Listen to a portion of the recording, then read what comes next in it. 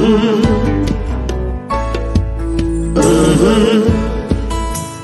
the game gets rough and this life just seems so tough, make we talk, my people, make we talk. When this town becomes an ugly place, don't let it erase the smile from your face. Make we talk, people, make we talk.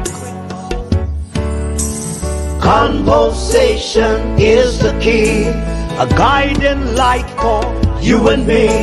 Spark a talk and you will see.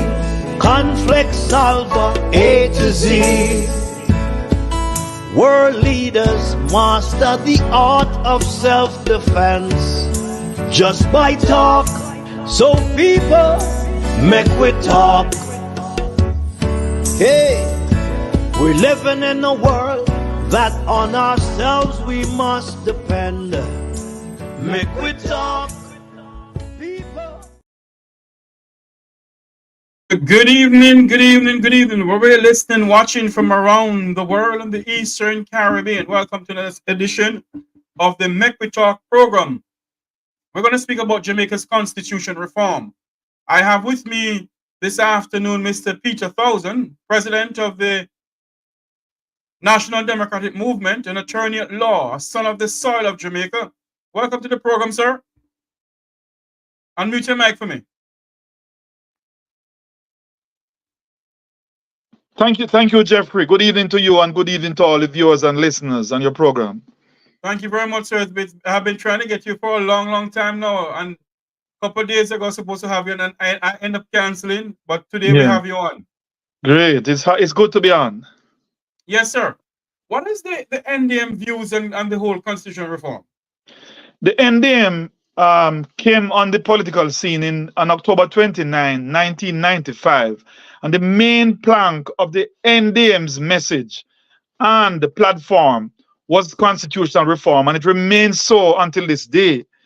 It is a shame that we got political independence in 1962.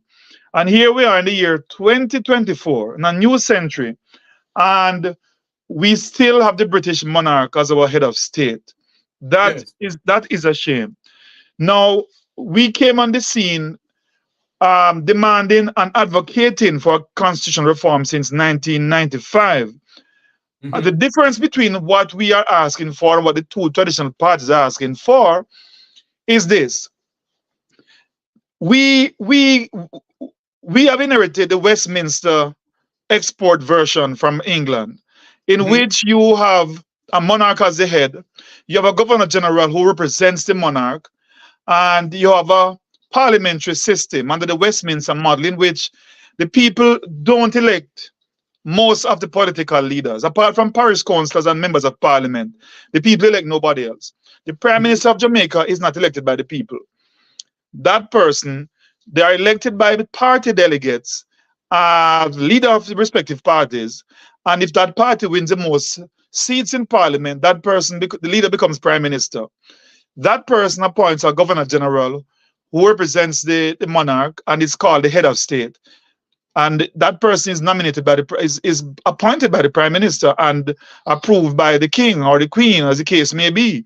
And so the people of Jamaica has no say as to who becomes head of state, as is the governor general, or who becomes Prime Minister.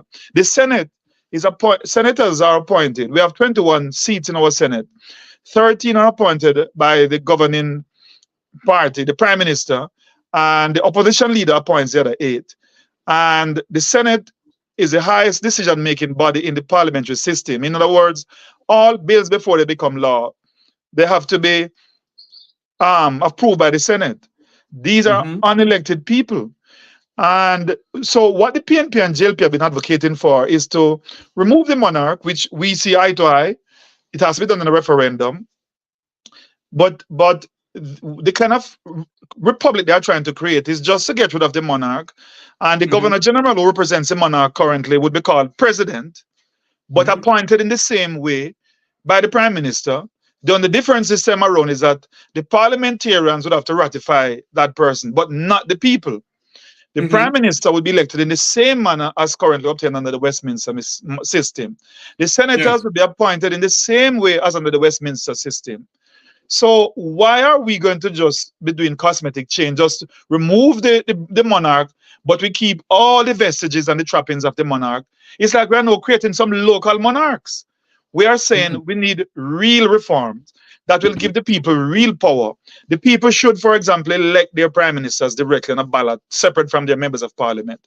Because I may want a prime minister from one party for whatever reason. You may think he's the most or she's the most qualified, but I may see a member, I may see an MP candidate from another party to run my constituency, and I could vote for a PNP president of the country, and I could vote for a JLP member of parliament, right? And so that's not what they want. They want to keep pretty much the same system, but with get rid of the king and just change some labels. So we are saying, why not do a full reform of the constitution? So we want direct election of prime ministers, direct election of members of parliament, fixed election dates, term limits. We believe the matter of the Privy Council and the Caribbean Court of Justice is not something to be decided just by politicians only.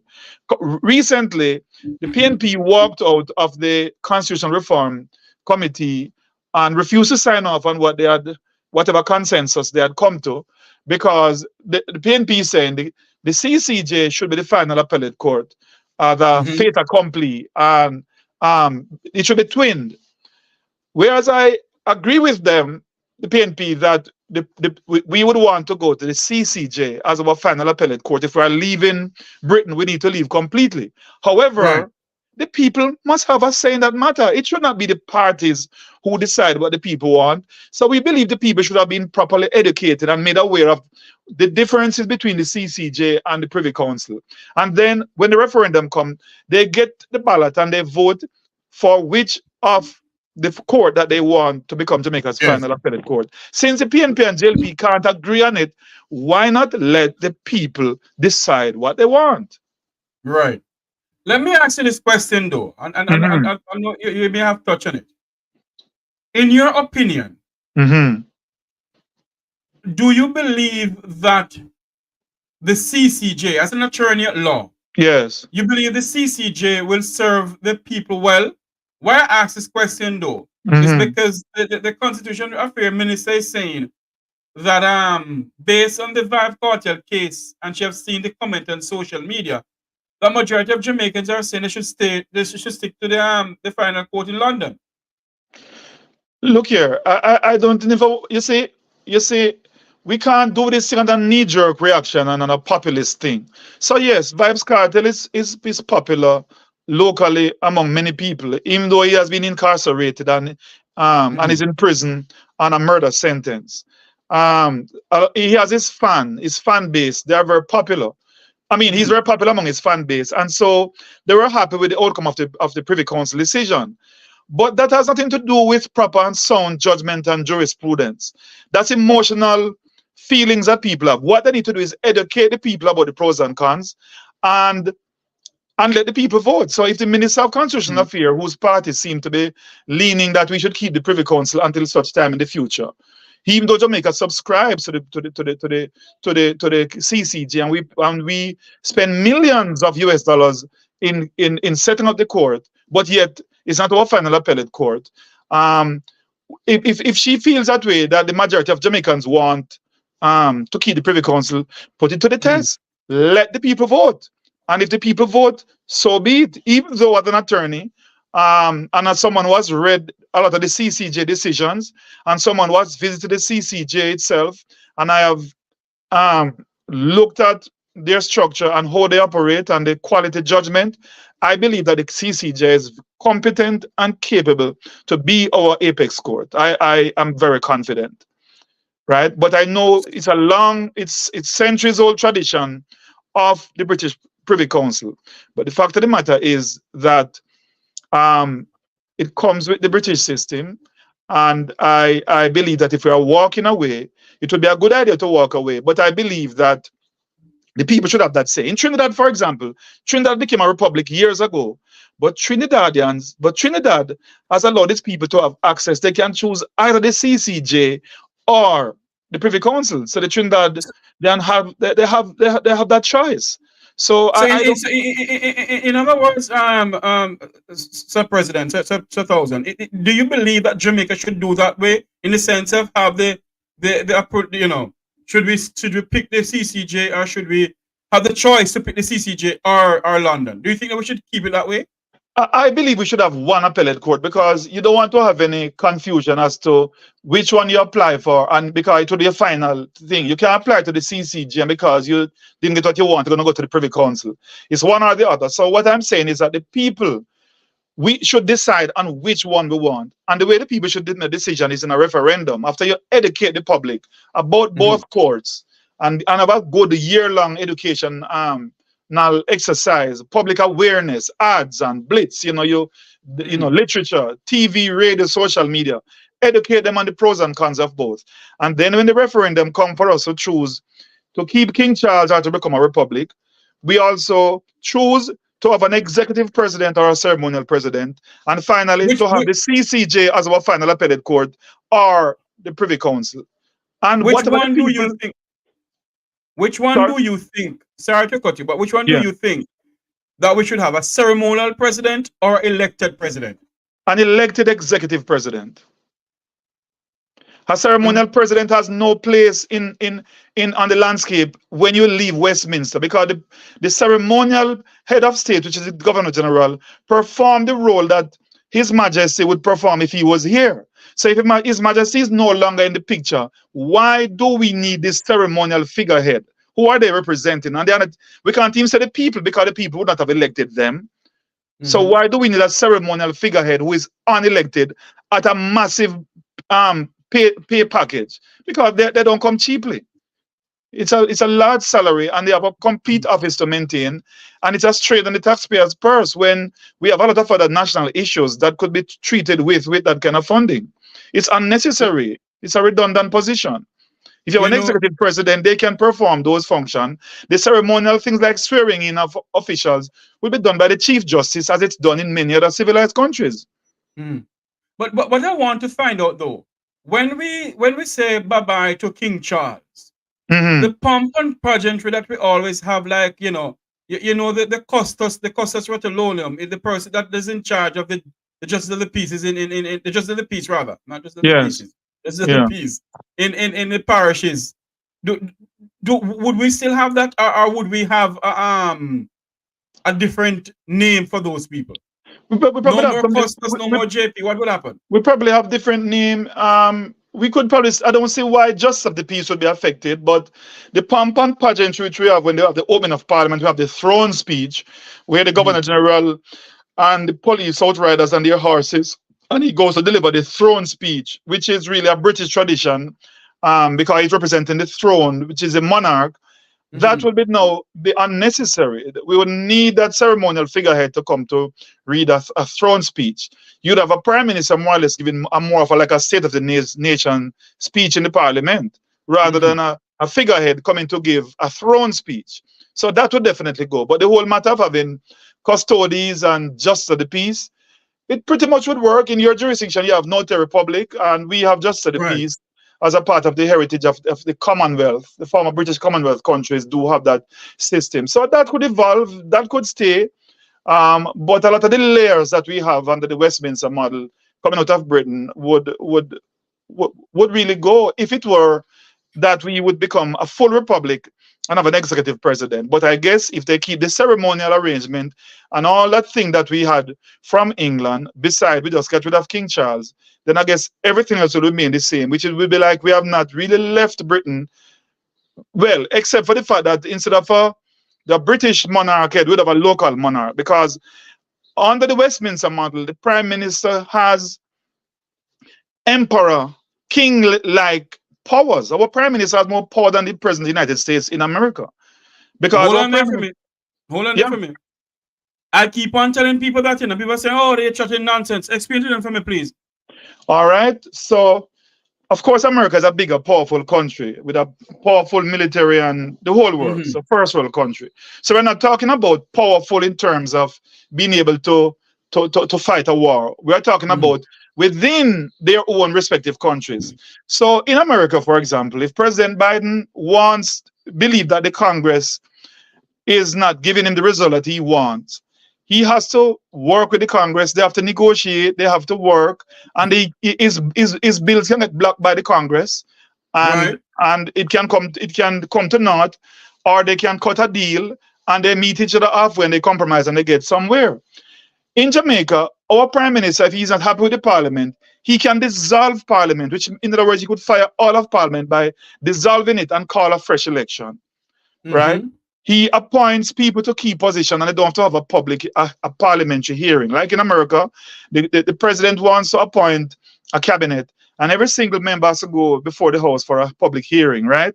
In the Senate, yes. And if the Senate doesn't approve them and bounce them, they can have some challenges there.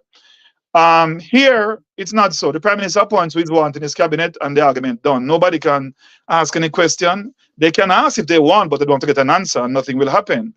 The Prime Minister calls election when he feels like within that 5-year band. So the appointment of all sensitive positions are appointed by the Prime Minister without them having to give account and give explanation or have anybody question it or the House being able to overturn it or to block it. So in a lot of respects, under the Westminster model, the Prime Ministers have more powerful than executive presidents. Because they cannot check and balance. And plus, remember, they appoint the Senate, the majority of the senators too. So in the United States, the president don't have that luxury of appointing the senators. They have to be elected by the people. So the Prime Minister here does have a lot of leeway. So in other words, if we decide the way how we want it in the sense of the senators should be elected, that means a senator have to come from constituency of Western Westmoreland. No, so this is how we do it. So currently, so we have parish councils that represent the parish council parochial division. You have the member of parliament who are from constituencies. So Western Westmoreland, Central Westmoreland. The senators we have put on the agenda, on the table, 2 methods of appointing the senators. One would be on a base of proportional. They could be elected one of 2 ways. One, they could be elected on a parish-wide basis. So each parish should have 2 senators seat. So when you go to vote, you would vote up and down ballot. So you would vote for your member of parliament. You can choose whichever party, and then you'd have a choice parish-wide to vote for a senator who would run parish-wide, not constituency-wide. Parish of Westmoreland. For the entire parish of Westmoreland, and what we are proposing, so you don't put a 24-seat Senate because it's 14 parishes if you count Kingston St. Andrew as one. But for those people who like the magic of the uneven number of the 21 that is from the British system, if they want that, we could actually have 2 per parish, except for the 2 smaller parishes which have a population of less than 100,000 persons, which is Hanover and Trelawney. And that would give us the 21 which we know currently, but they'll be elected on a parish-wide basis. So a person could balance the ticket. They could like an MP from party A, but they like the Senate candidate from party B because they feel that he's more educated, more balanced and mature, and can make a dispassionate vote in the House and very serious bill before they become law. But they could work with a rabble-rousing MP who will make up noise for them and get the road and water fixed, but they don't think that person is qualified to make critical decision on what become final law. So Jamaican people are not fools, they could know a Senate material from an MP material, from a presidential material. Jamaican people are like that. They are very smart, even though our illiteracy rate may be not at the level that we would love to have it ideally. But Jamaicans are pretty smart, and we believe if they are given the chance to make decisions, I believe that they will make the right decision at the end of the day. And it's a democracy, so whatever the people choose, even if it may seem silly to some, it is the right decision because majority should rule. Do you believe at this present moment the Constitutional Affairs Ministry has educated the people well pertaining to the constitutional reform? Absolutely not. Absolutely not. The so-called consultations they had around the island was really, to me, a sham, right? Waste of And money. a waste of money. And then now they met among themselves, the two sides, and there are some independent members. They met, but what they were, the menu they were cooking up was the dishes of their liking. They have picked out of the Westminster model the things that they want to keep, and they were what they were doing pretty much is seasoning up those to make them palatable to give to the people, Mm-hmm. instead of educating the people on a broader basis, and then let the people um have a choice as to not right down to say two, Mm-hmm. but let the people choose it. But no, they have not educated the people sufficiently on CCJ, Privy Council, executive presidency, ceremonial presidency, and the roles. Um, what are the advantages of having a directly elected senator and the head of state? Mm-hmm. Educate the people and let the people choose. In fact, although they have not educated the people on it, the Gleaner RJR communication group, they commissioned an opinion poll done by Don Anderson of Market Research Limited in Jamaica, which is one of the most reputable polling companies in Jamaica. And it shows that 79% of Jamaicans would prefer to have an elected executive president rather than a ceremonial Yes. president. Yes. But they have That's true. decided, but they are ignoring that. They rather ignore that and cook up their ceremonial thing to say to the people, this is the choice you have to choose between a ceremonial head and King Charles. Take it or leave it. That's not good. No, and I think that I don't like too. And I'm saying this to opposition leader Mark Golding. Mm-hmm. You cannot, sir. You cannot, Mr. Golding and the People's National Party. You cannot, and I repeat again, you cannot cook up this thing by saying push down the people and throw a ceremonial president. We do not want that, sir.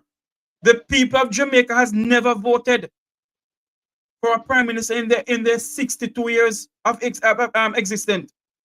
The time has come for them to vote for a leader.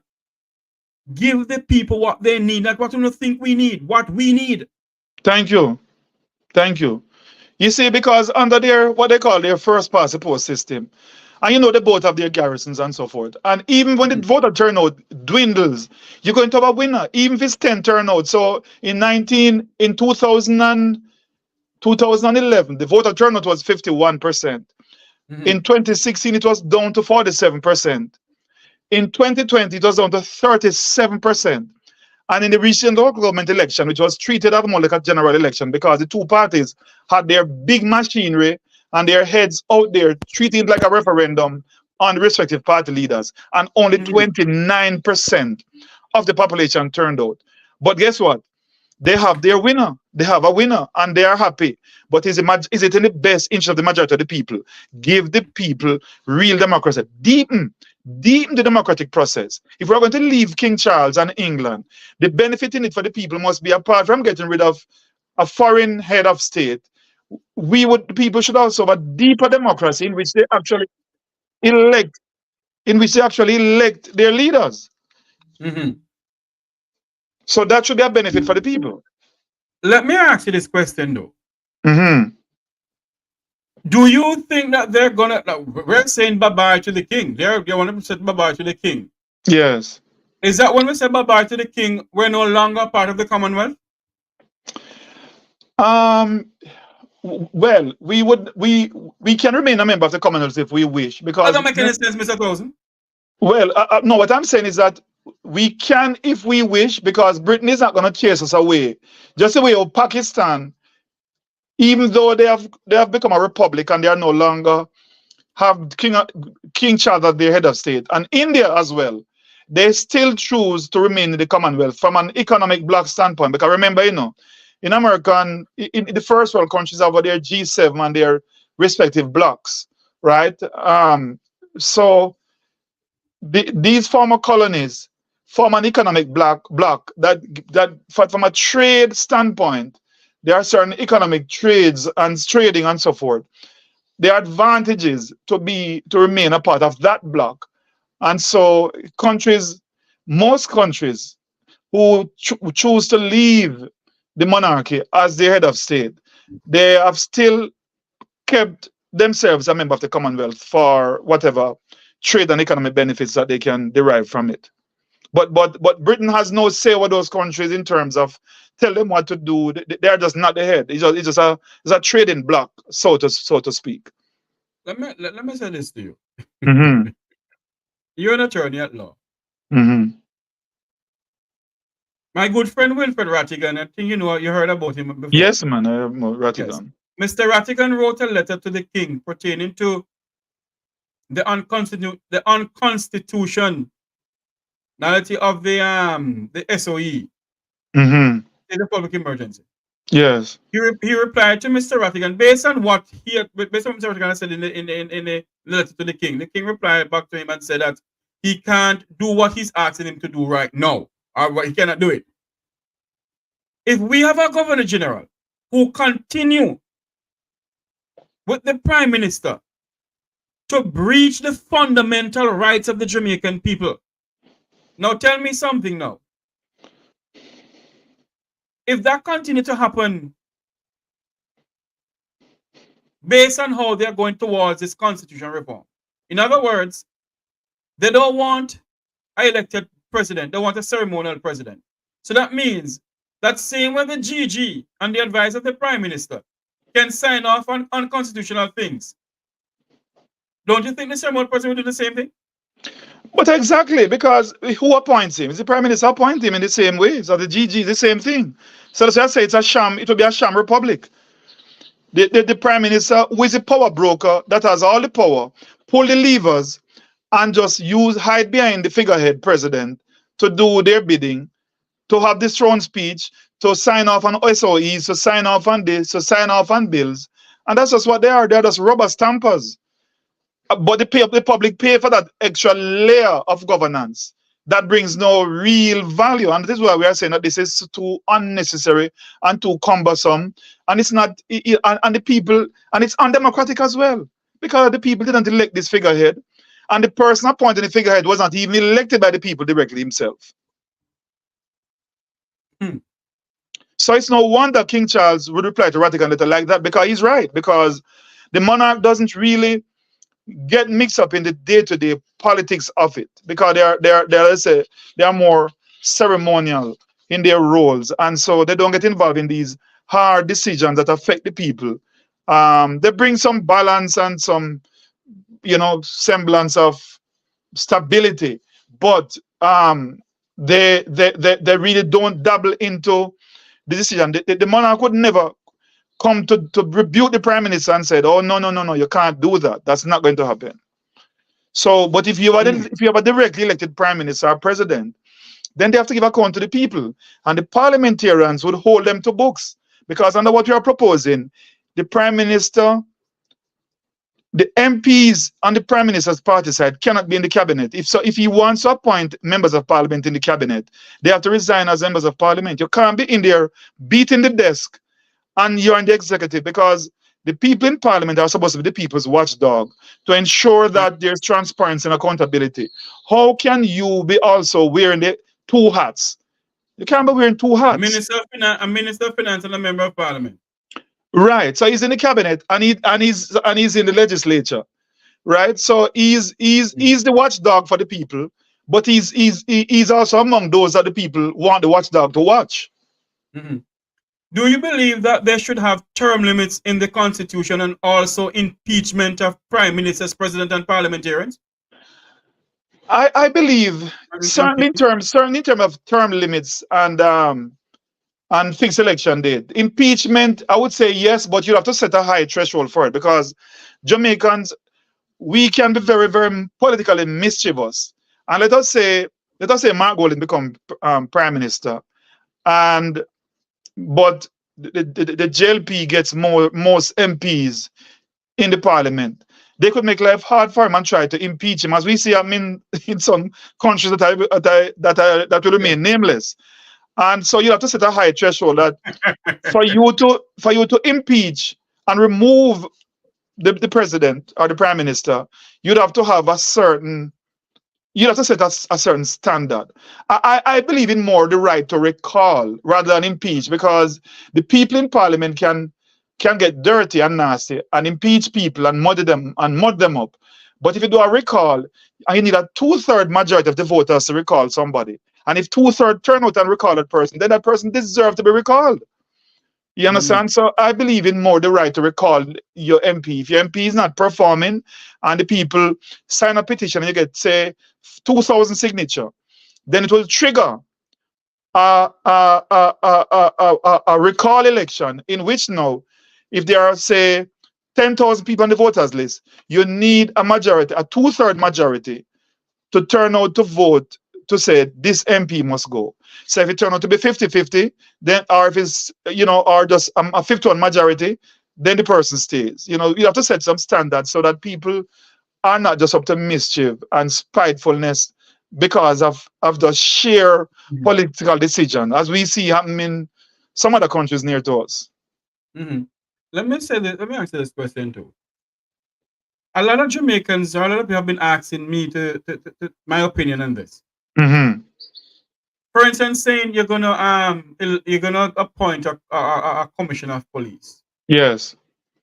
If we have a new constitution, yes, so that I believe that they should. What I believe they should do, Sir Peter, is to get rid of the old thing that we have, constitution, and write a brand new one. Right. Because based on what I am hearing, is it true? I don't know if you know. Is it true that they are trying to take out of the constitution the fundamental right, the Charter of Fundamental Rights? No, man, that's not true. The Charter of Rights is the most recent major legislation that was passed and agreed on by both parties. It was Portia Simpson and Bruce Golding that got that over the line, because it has been there from Edward Seaga and PJ Patterson time, but because of the partisan politics there and the bickering back and forth, it never happened. And Bruce and Portia took it over the line, and it has given the people a lot more rights enshrined in the Constitution that weren't there before. They could not touch that, because you can't give the people and take it back. So I don't think that is on the books, unless a very clandestine plan. And I doubt it, because both parties have to agree on it. And I don't think that would happen. Any party which would have tried that would have been embarrassed by the other party, and even just for political mileage, and it would be to their detriment. So I don't think, I have not read anywhere where they are even contemplating touching any of those fundamental rights enshrined under the Charter of Rights. It will be more looking at to add more things to it, and not the other way around. Is that under the new constitution, can the Prime Minister appoint himself as president? If they go the ceremonial way? Well, how they would do it, no, he can't appoint himself, but he can appoint a friend. He can appoint somebody from his party who is retired, or anybody else that he likes, or that he thinks is best. And I'm not saying he's necessarily going to do it frivolously. He could think in his best judgment how he wants to reward somebody who has been a long-standing stalwart. Could he appoint the current Speaker of the House as president? You mean who is his wife? Yeah. Well, put it this way. Yes, he has the power. I'm not saying he would do it, because that would be very scandalous. But yes, in theory, he has the power to appoint. But remember that under the current system, if we don't change the Constitution or reform it now, he could do that. But under what the PNP and JLP are proposing, that person that the Prime Minister appoint would have to now be ratified by a 2/3 majority of the Parliament, which the JLP would get because they have a 2/3 majority in the House now anyway. So by any of the standard that they are setting up, what the question you have asked, as ridiculous as it sounds, it could very well happen. And in an event, if she's the Speaker of the House and they have accepted her as Speaker, who is to tell? Why wouldn't they accept her as the ceremonial president? I mean, I never thought of it before you mentioned it, but I'm just saying, in theory, given the system that they are cooking up for the people, that could happen under there. And And I think that is why the Jamaican people, both home and abroad, beyond the shores of Jamaica, must stand up and demand that they have a president that's elected by them. A president is elected by them. They must call for more information on this constitutional reform. It cannot be that it is in a group of people and they go around and say that they're having consensus with the people when they're not. Your Right. views, go ahead. No, you're right. You know, that so-called consultation that they were having, it's really like a circus going around the island and of no substance, really. I don't know what they were consulting. And then they came back with the very recipe and menu that they had set out to do anyway, which was to have a ceremonial president, to have this, to have that, this, the whole tinkering. The things that they had on their minds that they wanted, after the so-called consultation, that is what they are now saying that they're going forward with. So this is why I say it's a sham consultation. In other words, you can't say anybody consult to know. You can't say anybody come to know and consult to know. But at the same time, I'm going to dish out to you what it is that I am thinking that you should have without giving you much of a say in the matter. And they have not done any opinion poll around the island and say, look, we want to gauge the people's opinion. Let us gauge the temperature and see where the people are standing on this one. And then you try to move in that direction and educate the people around those things. I know some people listening now will say, Mr. Townsend, don't be unreasonable. If the people elect people to lead, allow those people to lead, right? But you can't treat the people like sheep that they can't think, and you're just gonna just treat them like sheep. You just herd them along the path to your whims and fancy. You need to educate them, broaden their knowledge base, and deepen the democracy that the people should have some more say. The two parties are now at loggerheads about the final appellate court. What does the people have to say about that? Let them vote in a referendum to decide if they want to go to the CCJ or stay with Privy Council. If they want a ceremonial president or they want an executive president. But Mr. Townsend, how much Jamaican understand the meaning of referendum, much as the meaning of a constitution? How many Jamaicans have ever seen a copy of the constitution, sir? Well, you know, it is, you're right, although it is sad, because I don't know if you grew up in Jamaica, but when I was growing up, I grew up in Jamaica. Do you remember? Born and growing in Negril, Westmoreland. Do you remember a book called Civics for Young Jamaicans? Yes. They used to teach civics in school, and all of us grew up reading that civics book and understanding it. And they scrapped that 20 odd years, nearly 30 years ago. Yes. And so the people like you and I who are more aware and a lot more conscious of these things are in the minority, and the young generation don't understand civics, don't understand the political structure of their country. And that is why the people are so much more vulnerable to politicians who will have their own hidden agenda. I don't know if it was a deliberate thing why they scrapped civics, and now they've promised to bring it back, and I think they are now trying to put it back on the curriculum. But I think that is what has created a gap between that knowledge gap of the people knowing and understanding. Because you don't have to have a PhD or a degree or be scholarly to understand your constitution, to understand your fundamental rights and your political structure. They can simplify it and teach the people it. You don't have to be treating them in any professorial way. You can break the message down and teach the people, and that's what they need to do. Meet the people where they are and broaden their knowledge with information, and then allow them to have their democratic choice. But you see, I'm trying to understand certain things. We are calling for a republic. One of my viewers here on YouTube is asking me to ask you, what is a true republic? Well, if there's such a question. Well, a republic is a state in which the people have a direct access to electing their leaders, and they are not presided over and prevailed upon by an imperial or colonial master or a country. So they're not subservient to another country where it's a head of another country that has oversight or run their country. It is more a country in which the people um, directly elect their government and run their own internal affairs, free of any foreign power leading them and being head of that state. So we're not a republic. No, we are a dependency, or we are part of a parliamentary system under the Westminster model, in which our head of state is a monarch. So our type of government is really, the truth be told, is a monarchy.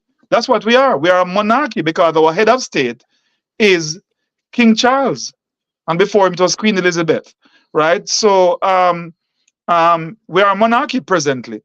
That is what, So, if you if you Google Jamaica to see the kind of country, or what's it will tell that we are a monarchy. So if because we, the head of state is a GG. well, the head of state is really King Charles, but the Yes, GG, King Charles, but represented by GG. the GG is the local head of state, Represented. because he's Right. representing the real head of state, which is the king. Right. So let me So let me ask this question. the prime minister currently is. It's funny, although the prime minister has more power than the GG and more power than the king here, but the prime minister is in a lower position. The prime minister is not the head of state. It's the GG. The GG, Well, King Charles. and it's a GG's wife that is called the first lady, and not the prime minister's wife. No. Right. Let me ask this. So let me ask this question, Mr. Thor. Is Jamaica truly an independent nation? Well, that is arguable. It's debatable. Yes. Because the truth of the matter, we still make our own decisions. We still have our internal elections, and Britain doesn't tell us what to do on a daily basis, and King Charles doesn't care less to tell us to have more SOEs or none at all, or to devalue the dollar, or to call elections when we really run our own internal affairs. And but it is like your parents are away, but they give the big child the right to run the place, and that big child with the most power and the big stick run roughshod and bully the others. So the prime minister have the power to become like a roaring lion who is unelected, but have so much unchecked and unfettered power concentrated in his or her hands that even though on paper they are not head of state, they are the most powerful and influential, and they are happy to keep it that way. And that is why successful administration over the years continue to breach the fundamental rights of the Jamaican people. Exactly. Because there was never elected by the people.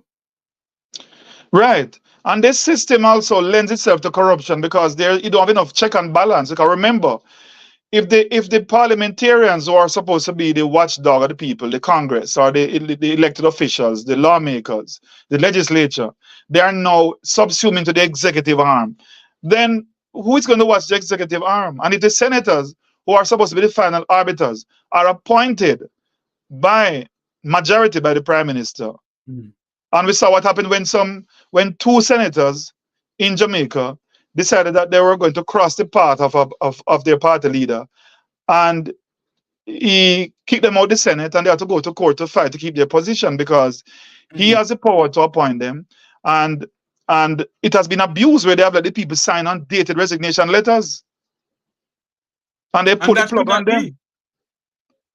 So that is a corrupt act. But the system lends itself to it.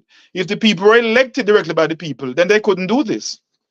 And that is why I keep on saying, Sir Peter, that the people of Jamaica must have a say, because I'm going to play something here. And we must all remember this, that there's no done in this country. Although he had said it when he was alive. Listen to this. All of a sudden, everybody turned on. The better learn that in any organization is only one done by rule. And today I say to them, the door is open to retrieve your position. Take a candle, sing a sankey, and find your way back home. Yes, my dear brother. So you see, it's a one done rule system. Yes. Whoever is prime minister is like a don. That is just the reality. Mm-hmm. Mm-hmm. You know, I know you don't have enough. You don't have. Do you still have some more time to leave with us? Well, probably just another 3 minutes because I go Yes. into another meeting after this one. Yes. Before you go, I want you to tell the Jamaican people what they should do in the sense of when it comes down to the constitution reform. They must continue debating, continue saying to them to the powers maybe that they need an elected president, not a ceremonial president. That Ye- they need term limits in the constitution. That they need the senators to be elected. That's what you're trying to say to all of us, eh? Yes, that's what we're trying to say. And we need to keep saying it and we need to make noise about it. We may have to demonstrate for it. We need to let them know. They need to hear us because unfortunately our leaders only listen to us when we block roads or when we demonstrate, when we make noise. If not, they take it for granted that sure, we can run with it. We can run with it. There's no noise. If it become a 9-day wonder and then the people stop talking and you zip up, then they will run, they will walk and trample all over us. We have to stand up and make noise, make noise. And the people in diaspora, you have a lot of power, you have a lot of say. If you go to your diaspora conferences, if you call your Which one of the talk conferences shows. you're talking about, though? Sorry? Which one of the conferences you're talking about? Because No, there's what a fake one and there's a real one, you know. well, no, what I'm saying is that whatever one, whether the fake or the real one, Jamaicans abroad must make noise and they must also talk to their relatives here that they interact with, that they remit money to, that they send barrels to. Talk to their relatives here who are voters and say, look, you need to do better. You need to demand this, right? You need to demand that. You need to read up on this. You need to understand this. You know, you abroad who have been exposed and enlightened, you have a lot to contribute to say, not just to send your remittances, but to also try to influence those of your relatives and loved ones back home, to ask them to grow some spine and some backbone, to stand up for their rights and to demand to have a deeper democracy in which they should have more of a say and not to continue to be herded like sheep. I want to say thanks to Mr. Peter Townsend, NDM president, for coming on, attorney at law, for coming onto the program this afternoon to speak to us about constitutional reform. Do you have any final thing to say to your people before you go? I just want to say that, you know, we're all Jamaicans. We love our country. Jamaica is a beautiful country. We have issues that we need to fix, crime included. But I believe that if we have the will, if we put aside our partisan differences and put country first, I believe we can get the system we want. And even when we have this system, the system we're advocating for is not for NDM to lead it. It is for us to have it that you can now elect anybody to run it, but the system is so structured that they can't abuse it. So you can put it in the PNP, the JLP, NDM independence, but it will be a more transparent and accountable system. So we would not be wasting billions through corruption and we'd have a stronger, better nation. So let us just join hands and hearts as Jamaicans and put country first when we talk about constitutional reform and forget our political allegiances and look at constitutional reform in and of itself and how it can help to make our country better. Thank you so much, sir, for coming onto the Make Talk program. You're most welcome and thank you for the opportunity as well. You're welcome, sir, and don't be a stranger now. All right, I certainly won't. All right. Thank you so much. You're Okay, welcome, great. sir. Take care. Bye-bye. Bye-bye. Our next guest who's coming up at 7 o'clock will be Mr. Stephen Golding. He will be coming on next to speak to us about constitutional reform. And we're waiting to join him. We won't go anywhere. At 7 o'clock, it's now 16 minutes after, at 8 o'clock rather, it's 16 minutes after, 20 minutes after 7 o'clock here in the United States. Some part of the United States, it is 20 minutes after 6 o'clock in Kingston, Jamaica. This is the Make We Talk program. What we're going to do, we're going to open up the phone lines until Mr. Golding come on, because we have some more things to ask Mr. Golding about. We have video to play to ask him some questions on that. So we're gonna wait until Mr. Don't make any sense. I go on and come back off. I go off and then come back on. No, we're gonna stay. We're gonna get Mr. Stephen Golding to come on and speak to us. He is the son of former Prime Minister Bruce Orrit Golding. He will be our special guest next, coming up. Ladies and gentlemen, people who are watching us from around the world and the Eastern Caribbean, remember to like, share, and subscribe. This evening, it's about our Constitution. Jamaicans from all walks of life.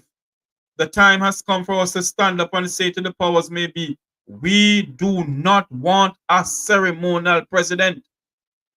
We want an elected president, an elected Senate, the Prime Minister is elected. An elected Prime Minister, yes.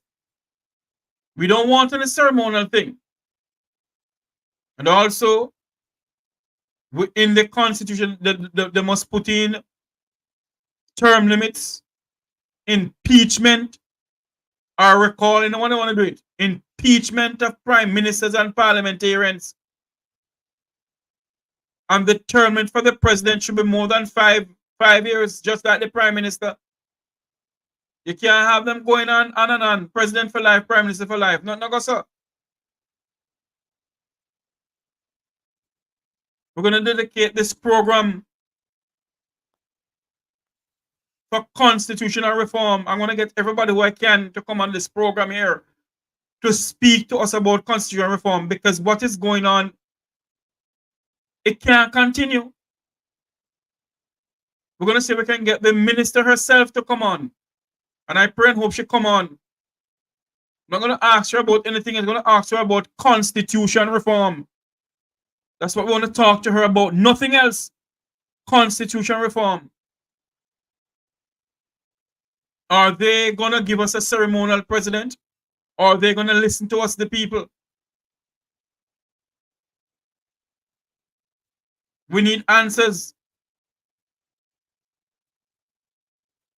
What is the plan? Are they going to postpone this and wait until a new government or election is called? Then they can go ahead and do it all over again, because majority of the people don't understand what is constitutional reform.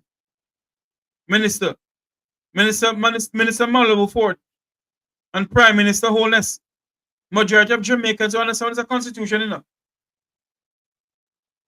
What is constitutional reform? A lot of people, a lot of Jamaicans have been asking some serious questions and need answers to. Yes, we need fixed election date. Fixed election date. It cannot be that a prime minister, on the base of a prime minister, him want to call election whenever he feel like calling election, both local and general. No. We need fixed election date in this country. You, Prime Minister Holness, promise us fixed election date. You promise us impeachment legislation in the parliament. You said in your first 100 days, you'll be putting legislation to parliament for impeachment of public officials. You, Prime Minister Holness, said that you're going to put legislation in place for fixed election date in this country. So how is it you're reforming the Constitution now, sir? And we the people don't hear those things don't hear those things enshrined in the Constitution, to put in the Constitution.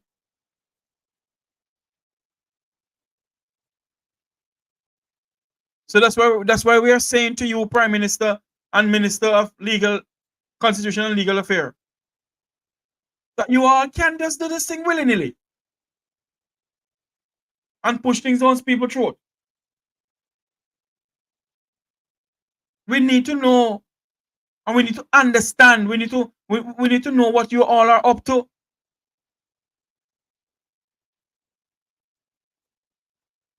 The people don't know what a referendum is. So what you plan to do? Call a referendum when people don't understand what a referendum is, and just tell them the night before that there's a referendum, just go out and vote.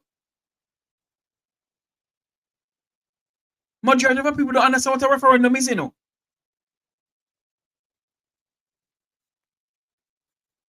Majority of Jamaicans don't understand what a referendum is.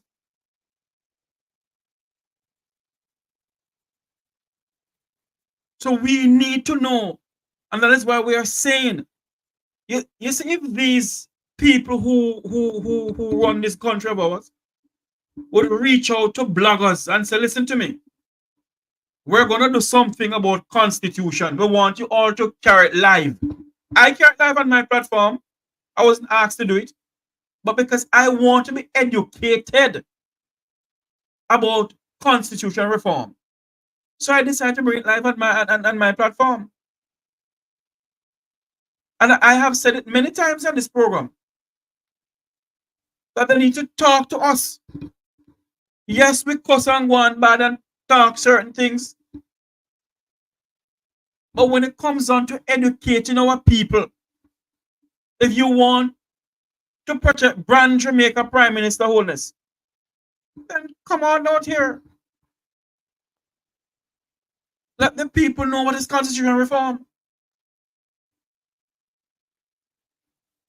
We can't just push things down people's throat and believe that they're going to accept what you push down their throat and say, okay, yes. Eh? Majority of our people have never seen a copy of the Constitution. Majority of our people has never seen a copy of our Constitution. So how is it that we are calling for constitutional reform? Huh? How are we doing that? Hold on for me. One moment, please. One moment, please. One moment. Hello, one moment, please. Yes. Yes, sir. So Hold on for me. Go ahead. Hold on for me, sir. Hold on for me. Something not right here this evening, but the background going on. Hold on for me, sir.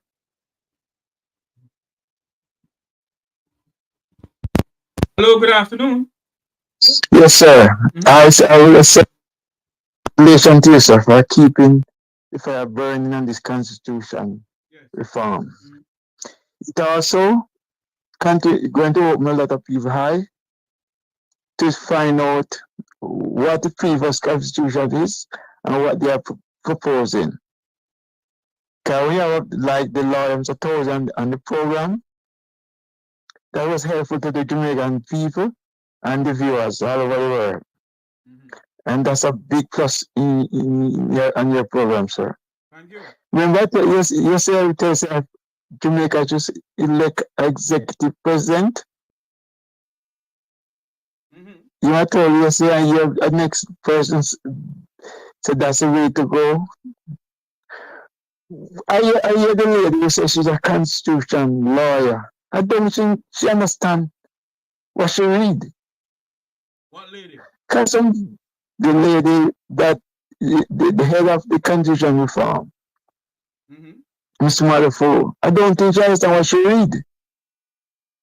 When you hear Mr. Townsend talk, I hear she talk, I wonder if she understand what she reading from the previous, from the constitution we have now than what she opposed.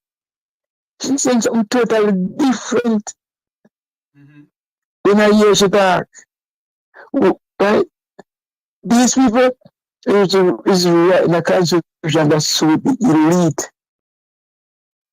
of the population and not the massive. They went to a constitution that when corruption take place, nobody say no, nobody can do nothing. That's all about the constitution now. It enlances the corruption of the corrupt people. It does what?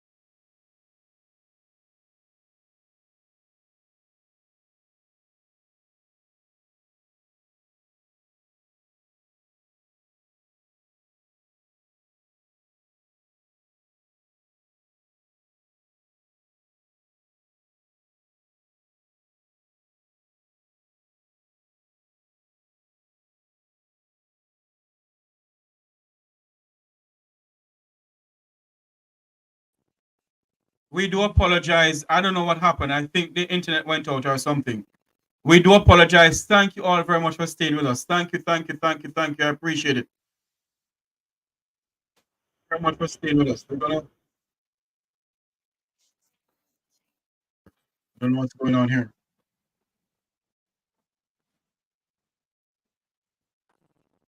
Yes, thank you all for staying with us. We do apologize for this. What happened a while ago, I don't know, but we're back. We're back. There was a call coming in a while ago, and I think I hung up on the person. The person can call back if you choose to, please. If you choose to call back, you can. The number is 954-529-8030.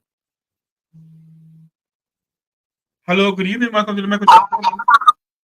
Hi, good evening, Mr. Jeffrey. This is me again from the Cayman Island. Yes, sir. Okay, I'm going to tell you something. This constitution thing with the minister, I personally think that the persons who are running it, whether from both sides, I don't think that they fully respect the nation or the people's knowledge of it. I think they are trying to blindside them because first and foremost, hear what happened. If you don't educate someone about something, it's like you're leading them in the blind. And let me tell you something. When someone is fluent in knowing what they are doing and saying, you won't hear them stutter and all these things and carry on any corner. Because the last time I listened to the minister, she was talking about hybrid president. And someone asked her, what is a hybrid president? And she said, let me get back to you. So basically, so when you look at these things and see how they have trampled on the constitution that they have right now, no, listen to me, and this is what I was thinking last night. If the previous constitution that we have right now is not written by them, and they can trample on it so much, what makes you think that? Hold on there. The constitution was written by them, sir. Wasn't it written by Norman Manley? Yeah, but what I'm saying, it was written by Norman Manley and Donald Sanders, the forefathers. And right now, there's a lot of cases against the government in which it is unconstitutional, right? No, if in this dispensation. Not because Norman Manley and Donald Sangster, Buster Manton, all of them write the Constitution. There is laws in the Constitution that they need to follow. This present administration and former administration, some of the laws they don't follow. So don't blame our forefathers for this. Blame them who's in here now.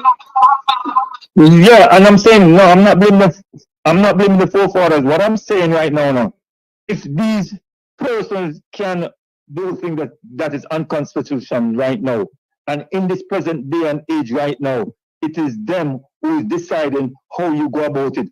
Don't you think that they're going to put things inside there to protect themselves? True. You have to look at it as some sinister business, because this is the way in which how much you're going to write something for the people when the people is not involved. Are you telling that you are thinking for me? Are you telling that you are thinking for me? And this is what I like? And this is the problem that I have. You see, the consensus, we shouldn't have, honestly, we shouldn't have both political parties deciding on something that is going to last us for maybe 100 years or 50 more years or 60 more years. Because if you notice how the parliament is run right now, when last have you heard a minister gone to jail?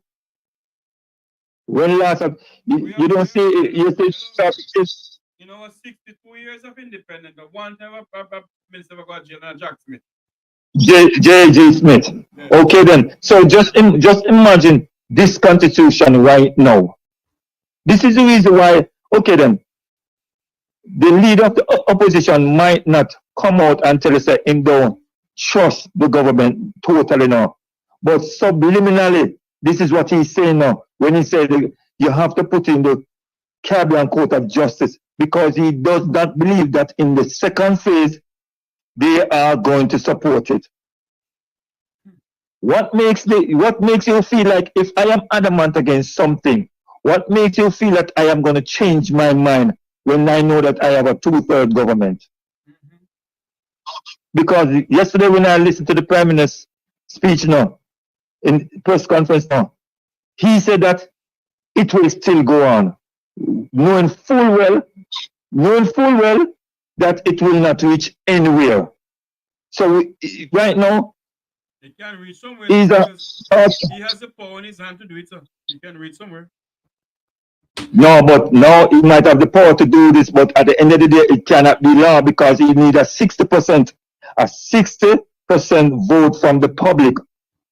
Even if he want to pass it, he can always pass it because they have two-third majority. But it cannot become law as long as the opposition does not support it, and also if he does not get a 60% vote from the public.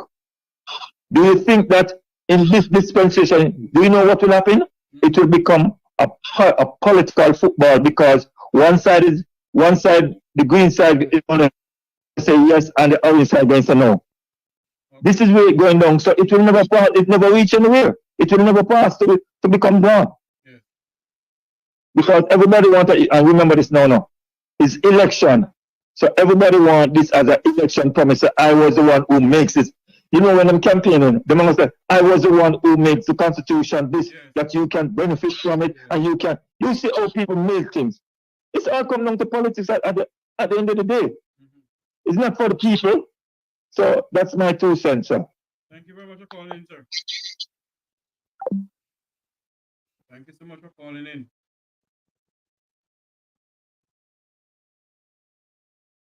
The numbers to call is 954-529-8030. We're gonna have tomorrow. We're gonna have hot topic over here tomorrow with some other people talking about constitutional reform.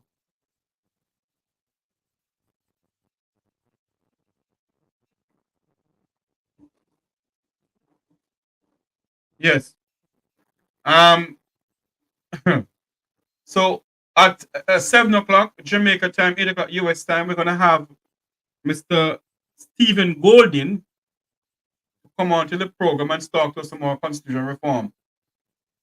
Boy, if they don't do what the people say, you know, it's to show you they don't respect the Jamaican people. If this administration do not do what the people say, because I can tell you one thing, I think Mr. Golding on the People's National Party is saying they prefer a ceremonial head. They prefer a ceremonial president.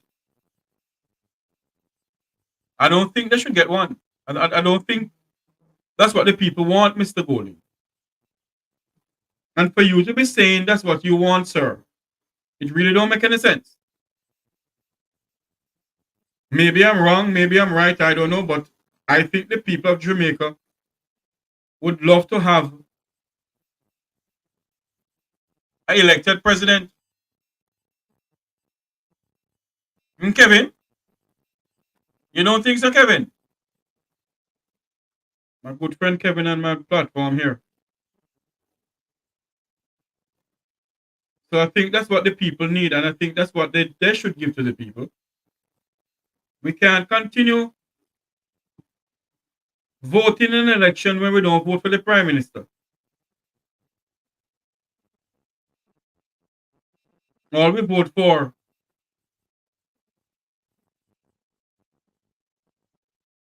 is the Member of Parliament. Sorry. God says anybody. Oh Lord. We don't vote for the Prime Minister. All we vote for is the president, is the members of Parliament.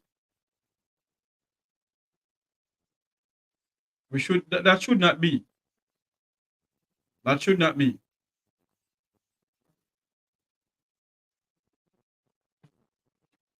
That should not be at all. We're going to open up the phone lines. If you want to call in, the numbers are 954-529-8030. We're going to open up the phone lines until Mr. Golding get here. I have a couple more minutes before Mr. Stephen Golding get here. Hello, good evening. Welcome to the Make We Talk program. Good night. Yes, good night. Yes, sir. Yes. Yeah, I would like to make a contribution to the discussion about the Constitution and the reform. Yeah, what I want to say is that a lot of people, a lot of Jamaicans don't understand the mechanism or the legal structure that make King Charles head of state. When they say head of state, the state that they're referring to is a company by the name of State of Jamaica. This company is registered in England and it is owned by the British Crown. That is the mechanism by which King Charles is head of state. Is the head of a company named State of Jamaica. So this republic that they come in with, I would assess it as a fake republic because what they want to do, the reason why is that they propose to remove the king as the head of the company and put a Jamaican as the head of the state of Jamaica. So but the state of Jamaica will. Hold on to me now. So why would it be Yeah. if Jamaica is in charge of their own country, is no longer King Charles, Yeah. and Jamaica's in charge of their own country, why would it be a fake republic? A fake republic because the state, the entity that is named State of Jamaica will still be owned by the British Crown. That is the key point. Because it was an entity created by the British.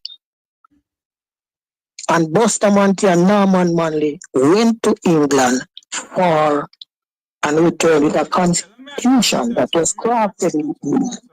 Yeah. Where can I go and find all of this that you're talking about? Well, I'm not sure of the actual like a website of the registry. I'm not sure of that part. But what I am Hold on for me, sir. Hold on. Yes. Come here and you said that it's actually a state registered in London and all sort of shibangarang and Boston, Norman, whatever. And I'm asking you, can I Google that now and find that? I'm not sure of the website that you would go to find it. So how you find out about this? This is from Civics. This is from Civics data. That's why they removed Civics from the school. So a lot of people don't know this. It sounds so strange. I read the Civics of Young Jamaica. You know, I was a part of the civic time in Jamaica, and I don't remember seeing nothing in the book, sir. Yeah, the state. All right. Oh, okay. Could you make a note of this? She said, "What is the state? What is the state of Jamaica? Who owns it? Where is it? Sir, where is the seat?" And I'm still asking you the question, sir. Because we're here to educate people, you know. We're not here to tell people wrong information. And I'm not saying to give me wrong information. I am asking you. Yeah. You're talking about the state and the this and the devils know what? Where can you don't say that. Don't say the devil. Don't say the devils knows what. I am saying that the mechanism. All right. Put this question out there. By what mechanism is King Charles head of state? Sir, by what mechanism? Hold on. Yeah. What I am concerned about is this. Yes. You said that if Jamaica go republic is going to be a fake republic. In what way is going to be a fake republic? That's what I'm asking you. Because the ownership of the government will still be Britain. In what way? Because the state is an entity that was created by Britain in 1961-62. Okay. So if I go to Google now and Google the state of Jamaica by Britain, I will see that? I'm not sure what you would see, but that is my historical information. And where did I get this historical information from? Civics. And that is in the civics book that we read in school in Jamaica? I was taught that I don't have the book right now, but that is my understanding of the structure of the government of Jamaica, the structure, how it is legally put together. And this is a key part that is left out of the conversation about going republic. And most Jamaicans don't know what is a true republic. A republic is not a word. A republic of legal meaning. What is a true republic? And Yes, you know, tell me. in my opinion, let me put it this way. In my opinion, a true republic is one in which the people's human rights are entrenched in the Constitution. The human rights of the people is at the top, and the government is beneath that, and there are consequences if the government violate those rights. So you're saying to me now, at the present moment, the Jamaican people rights are not in the Constitution? Yes, they are there, but the structure of it, if there are no consequences, individual consequence like the Prime Minister in act like disaster risk management can violate the constitutional right of the people, there are no repercussion for the individual who did that in a real republic, violating the rights. Sir, there is repercussion, but the Jamaican people don't want to do that. There is repercussion. There is. But if we, the Jamaican people, stand up and say, listen, just like when the Prime Minister violated the Town and Country Act, where he go around after 2 o'clock with this loudspeaker talking, paying bloody nonsense about local government election. If the people just stand up and know the law, sir, and say, no, you have breached the constitution of the land. You have breached the law. They didn't do that, sir. Yeah, that is true. That is true. Anyway, but, before you go, may I ask you a question? Before you go, since you talk about republic, is Cuba true? Is Cuba a true republic? Well, I'm not sure. I have not studied the Cuban system like that. You have studied the Jamaican system, and you can't tell me where to go and find what you study, sir? Well, I am saying to you that of my knowledge. So what I would ask you to do further on now is to take notes and bring this now to the lawyers and the other persons coming on. No.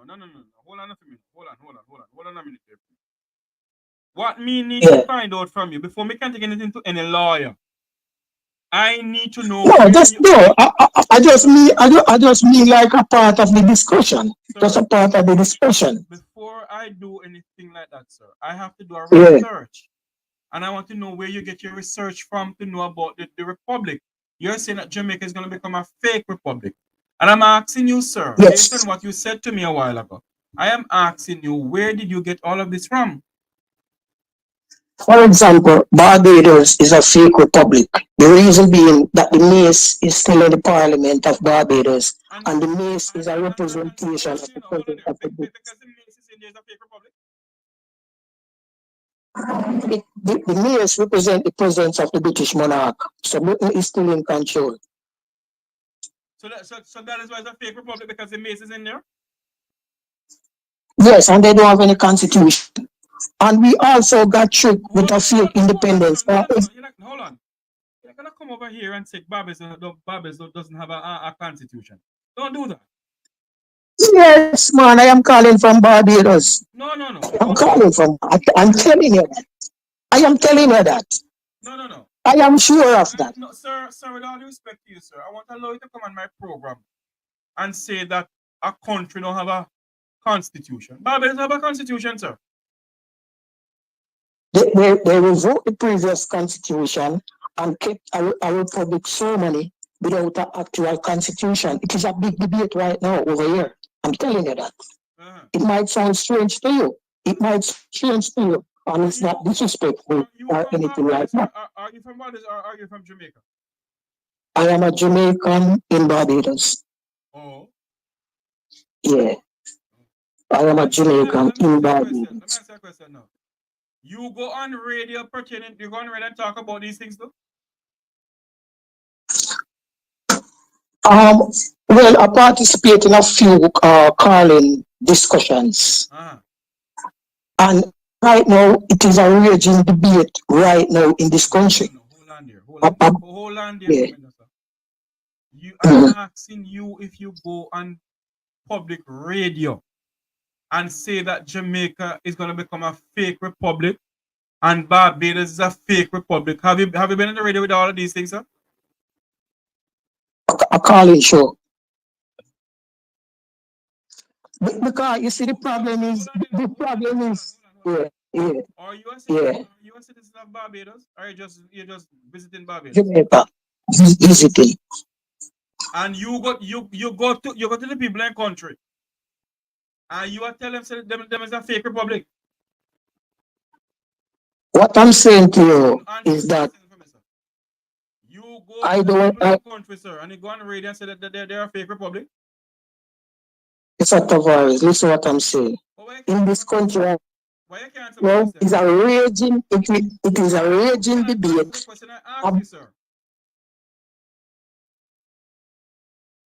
I have not been on the. I don't say that in a disrespectful manner, as you put it. To say, go tell the people them say they don't have no constitution. I'm saying to you that at the moment in this country there is a raging debate as asked where there are commentators and the general public putting the question to the government, saying, "Please show us the constitution."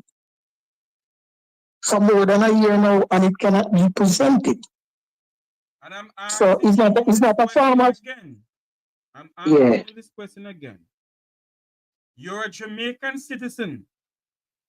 Yes. You are a guest in the country of Barbados. Isn't that so? Yeah, but you're putting it across as if. Sir, allow you to speak, please. You're a guest. You're a guest in Barbados, don't you? Aren't you? Yes. Okay. Yes. And you go on their radio and you said that they're a fake republic.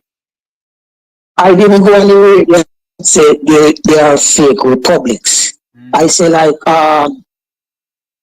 the calling shows on the like your show. But that is a radio.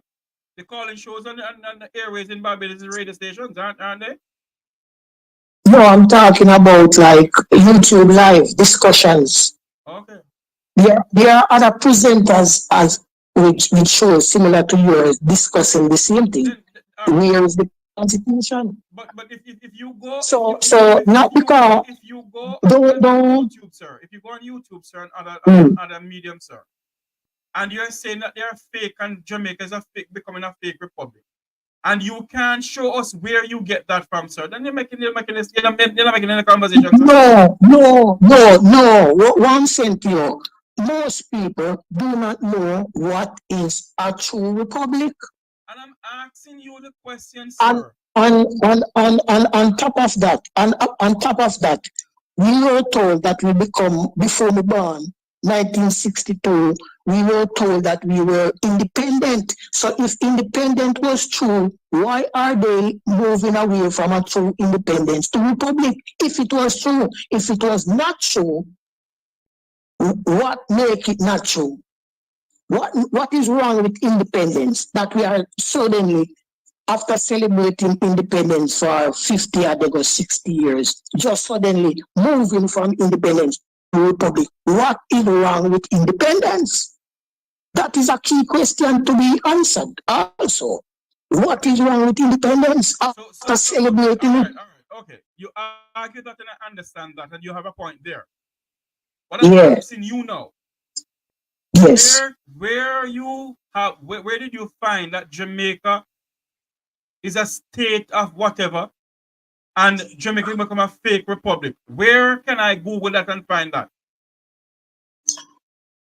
Because you cannot have a republic that is owned by where the government is still owned by the farmer colonialists, and there is a Jamaican at the head, but the ownership of that entity that is the government is still the farmer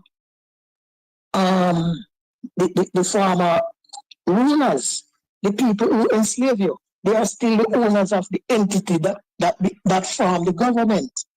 What government? The entity. What's the All right, entity? the seat of the state. The state is the entity that I'm referring to. So these questions are vital to be asked. I don't want to come across as arrogant or disrespectful or anything like that. No, I'm just saying that these are key questions to be asked, Mr. Jeffrey. Check it out. What is the state? Hold on. Yeah. I am not saying they are not, you know. What I am asking you, sir, and you know, you can't answer me. You said that the state of Jamaica, all when Jamaica become a republic, it is owned by Britain the same way, and the government is still going to be answerable to Britain. In what way? That's all I'm asking you. By ownership. I don't understand one thing you're telling me. No. I don't understand one thing. Okay. Let me see if we can explain it again. Jamaica in say 1960, 1961, going 62, right? The formation to become independence. There was a mission by Bustamante and Norman Manley to England. That mission could be around 59 or 60. I don't remember the year exactly. But that back and forth was the preparation for the independence. So in 1962, in August 1962, right? The Queen was in control of Jamaica. After the independence ceremony, the Queen was still in charge. The Queen was still head of state. So that could not be a true independence. And we grew up celebrating independence, and then all of a sudden they say, okay, we live in independence now, we're going republic. So if the independence was true, there would be no need to go republic. So the question is, what is wrong with independence? That question must be answered going forward by the political directorate. That question, what is wrong with independence? You still have not answered the question I've asked you about the republic. Yeah, and all right. To me, a true republic would be. Sir. You said the state is owned by London. Yes.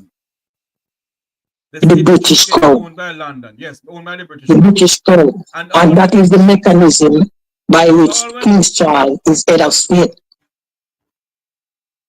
And all when we go republic, the state gonna still owned by London, eh?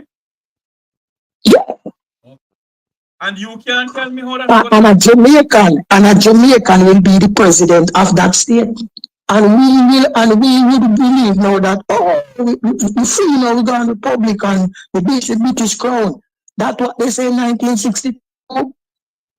That is what they said in 1962. So how could we now sit down and if our parents got tricked in 1962 and now it's 2024, we got to examine and analyze and scrutinize what the politicians are doing. Since we got tricked about independence, okay? Yeah. What should we do then? We got to know what is a true republic so that the politicians don't trick us again. So what is a true republic? We got to know. In my opinion, I could be wrong, but in my opinion, a true republic is closer than to the American Constitution, where the rights of the people is at the top, it takes precedent. That is my opinion.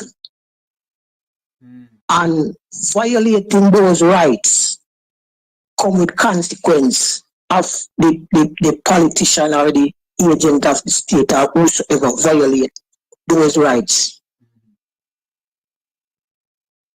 And also, with a true republic would come now with the industrial aspect where you would have a free market economy, not an economy where the policies block out the small man out of certain industries and only the big man control certain industries, because everyone would have the right to pursue their life ambitions and so on. So you're going to need industry in order to strive and be progressive and prosperous. Mm-hmm.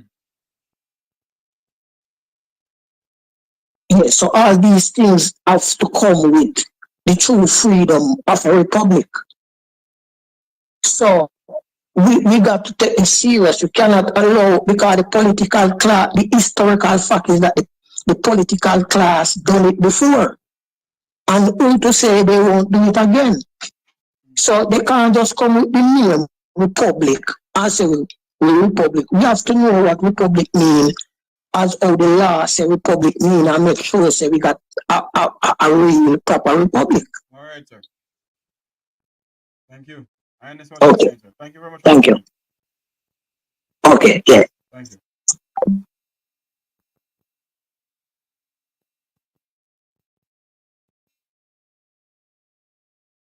We're still, the number to call is 9545298030.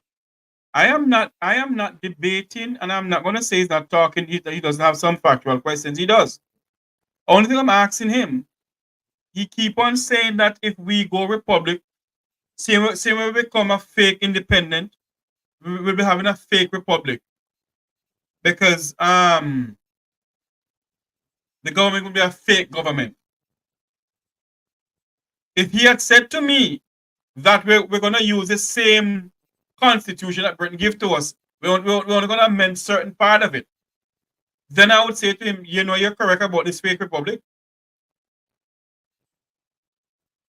You know? But I believe what they should do is literally get rid of the constitution that they have, the British Constitution, and get a new constitution for us.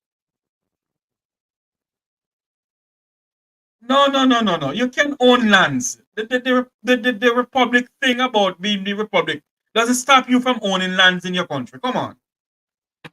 It does not stop you from owning lands.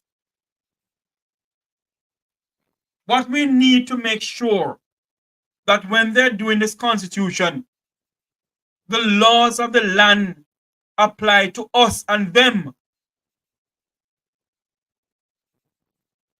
That's what we need to make sure of. Let me see if I can get hold of my other guest to come on here, please. Because we're trying to make sure that the person comes to talk to us about constitution. Hold on for me. We're still waiting on Mr. Golin to grace us with his presence. Hopefully he does. Yes. We can still own lands. Us being a republic doesn't stop us from owning land. Isn't America a republic?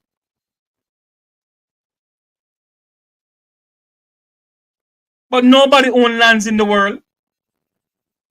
When we're dead, none left the land.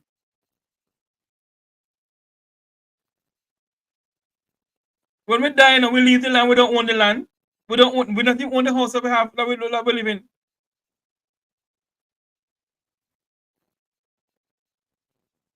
Isn't America a republic? Don't they own lands?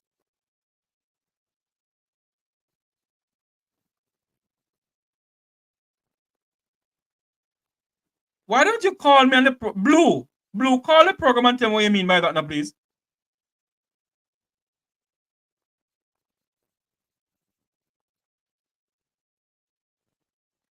Can you find out from a land title in the United States if it says that you're the owner or you're landholders?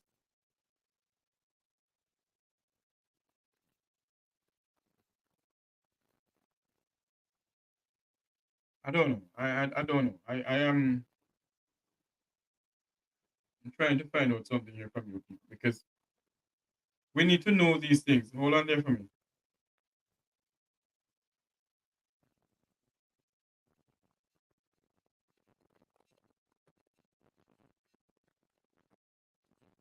Yes.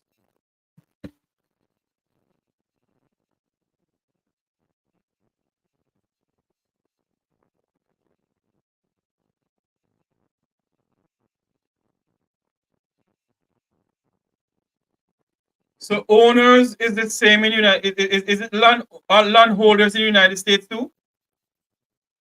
In Kevin?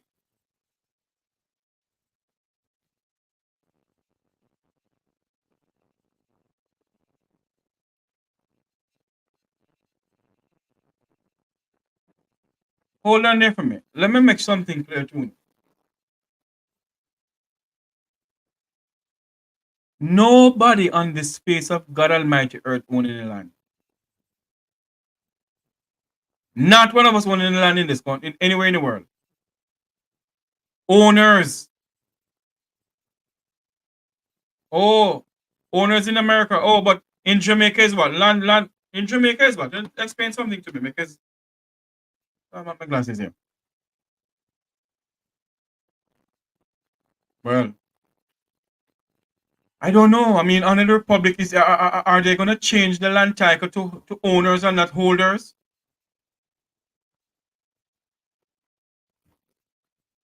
Let us see. Let us listen to this, please. Listen to what happened in all angles a couple nights ago. So Jamaica's first major effort at constitutional reform since we passed the Charter of Rights in 2011. The opposition has said Jamaica needs to remove the Privy Council as our final court of appeal. At the same time, we remove Charles Philip Arthur George Mountbatten Windsor, otherwise known as King Charles III, King of Jamaica, as our head of state. The opposition says it can't support one without the other. Now we know the opposition, PNP, wants us to remove the Privy Council and replace it with the Caribbean Court of Justice, the CCJ. In the past, the JLP hasn't supported that position. We're waiting to hear the position of the current administration on that. And in this section of the program, we're going to be asking then, where are we now and what are our options? Joining us in studio to have that discussion, we're going to be hearing from Legal and Constitutional Affairs Minister Marlene Malahoo Fort. She co-chairs the Constitutional Reform Committee. Also, we'll be hearing from PNP representative on the committee and opposition spokesperson on justice, Senator Donna Scott Motley, the chair of the Jamaica Umbrella Group of Churches, and committee member Dr. Elaine McCarthy with us as well as executive director of Jamaicans for Justice, Michael Jackson. Before all of that, though, the leader of the opposition, Mark Golding, spoke at a press briefing yesterday, and earlier today, Prime Minister Andrew Holness spoke at the post-cabinet press briefing. Here are some excerpts from what both men had to say. Lennar has a hot selection of homes for sale right now throughout Miami-Dade and Broward. Pay zero closing costs in select communities. Choose from a wide variety.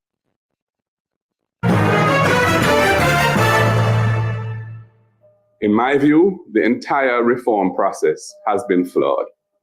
It should have been preceded by intense public education on the existing constitution so that the people of Jamaica would have been informed as to what now exists and where the changes ought to come.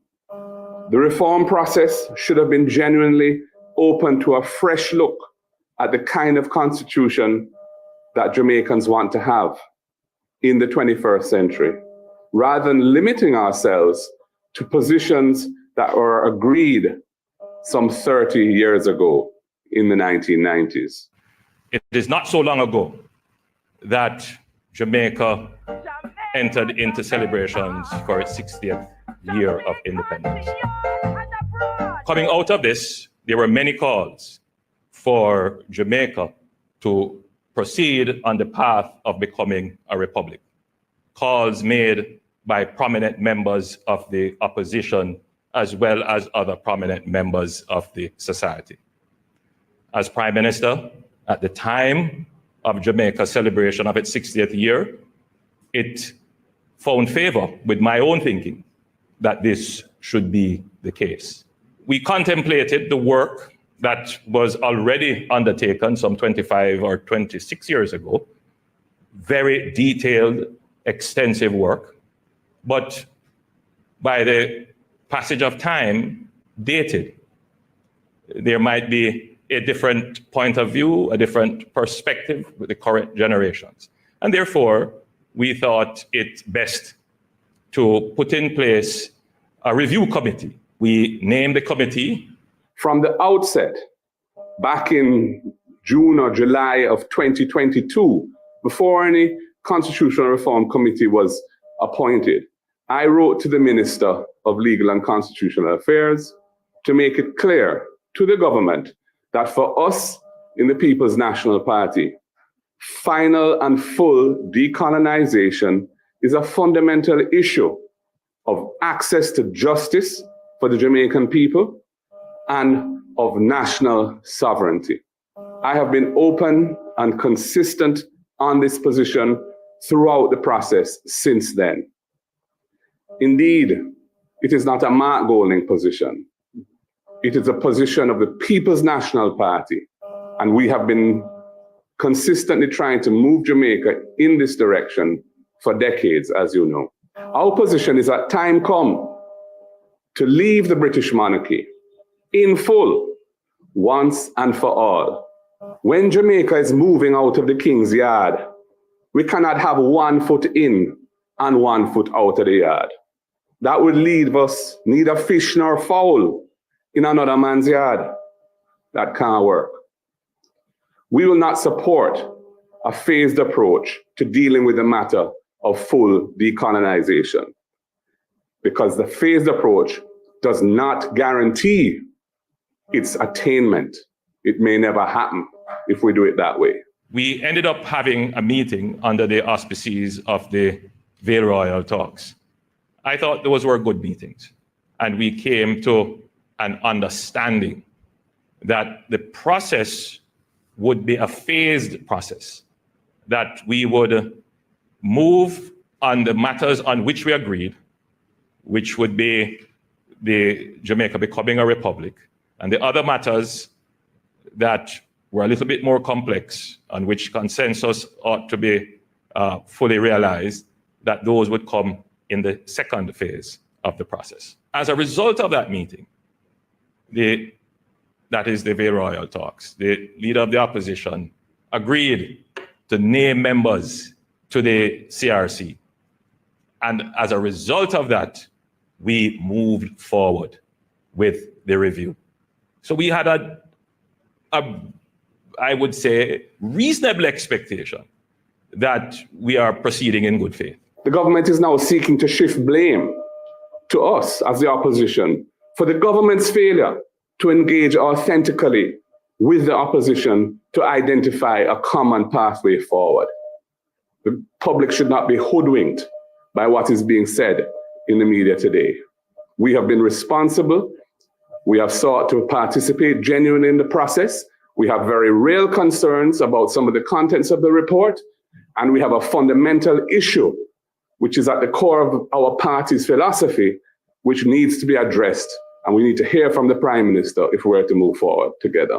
As I have said, this matter will govern generations to come, and we must allow and follow our conscience and do what we believe to be right by the Jamaican people. My initial assessment of the response of the opposition is that I am disappointed, but I am not surprised.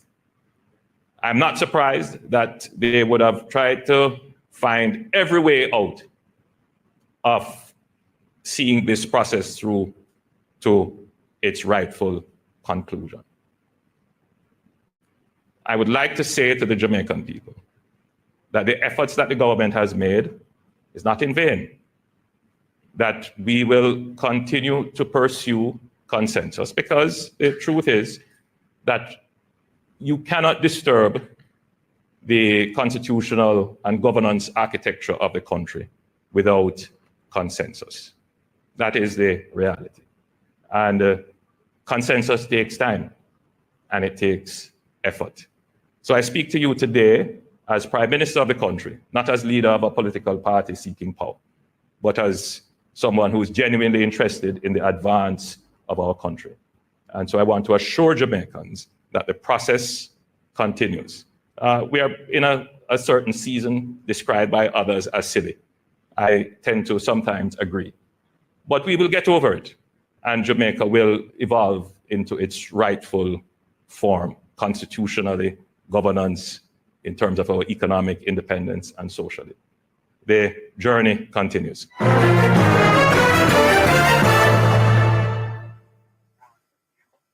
Okay, so where are we, as I was asking, and what are our options? Thanks everybody for coming in. I'm going to actually start with Dr. Elaine McCarthy, who I don't think we've heard from at all throughout this discussion. As I said, you represent the Jamaica umbrella groups of churches on the committee. And for clarity, you signed the report that came from the Constitutional Reform Committee on behalf of the groups you represent, correct? That's correct. Tell us why. All right, we have gone through a process where we have looked at various issues relating to the whole constitutional reform. And in the whole deliberation, the various issues that we have signed off on, it was done on a consensual basis. So everybody basically, at the end of the day, agreed to that particular point or points that were signed off on. So it wasn't a situation where you had persons opposing and those agreeing, and then it is, signed off on. No, consensus was reached. So that has been the mode of operation for the whole deliberation leading up to the drafting of the report. Are you disappointed that the opposition isn't signing? I was hoping that would have happened, because the points or the information that is stated there in the report, all of those matters were matters that they also agreed on. But I guess it's just that issue about the final court too that has caused some delay in the signing. Let's put it that way. Okay. Well, I want to follow up on that with Senator and with the other guests, but we're just about at the break. So let's go to the break. We'll come back in just a moment.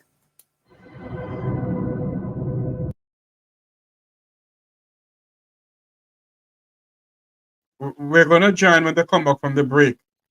But you can see that I've been trying to get a hold of my guest. I don't know what's going on. Hopefully he comes on.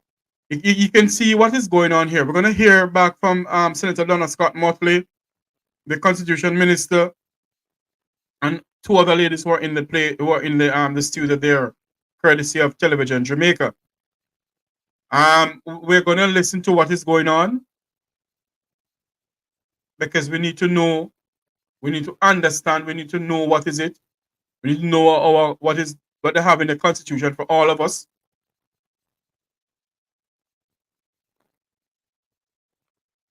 Oh Lord, what's going on here?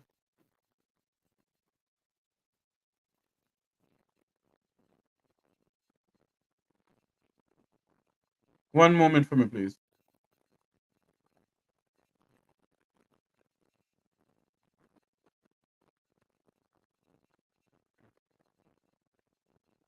Apparently, my producer didn't give me the entire video of this discussion.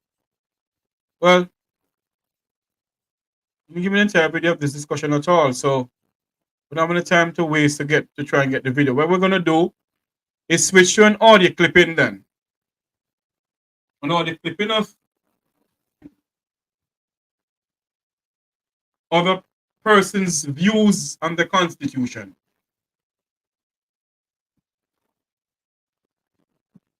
One moment for me, please. Let me find the audio clipping here. We're going to talk about that because, a lot of people need to understand what is a constitution. Oh Lord, what is this? Somebody was calling me.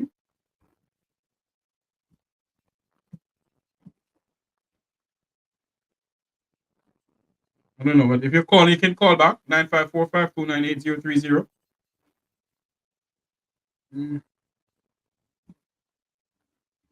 Hold on for me, please. We're trying to get this.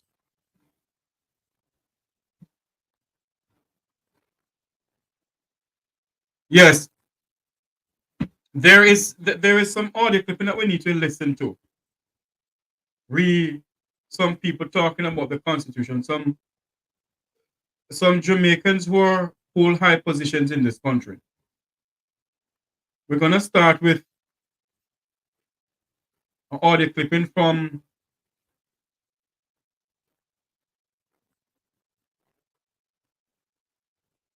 the Minister of Constitution and Legal Affairs. Listen to this.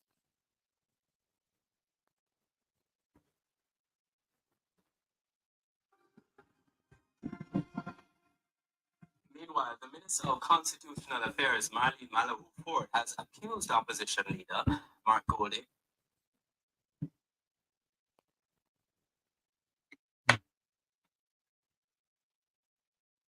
One moment, please.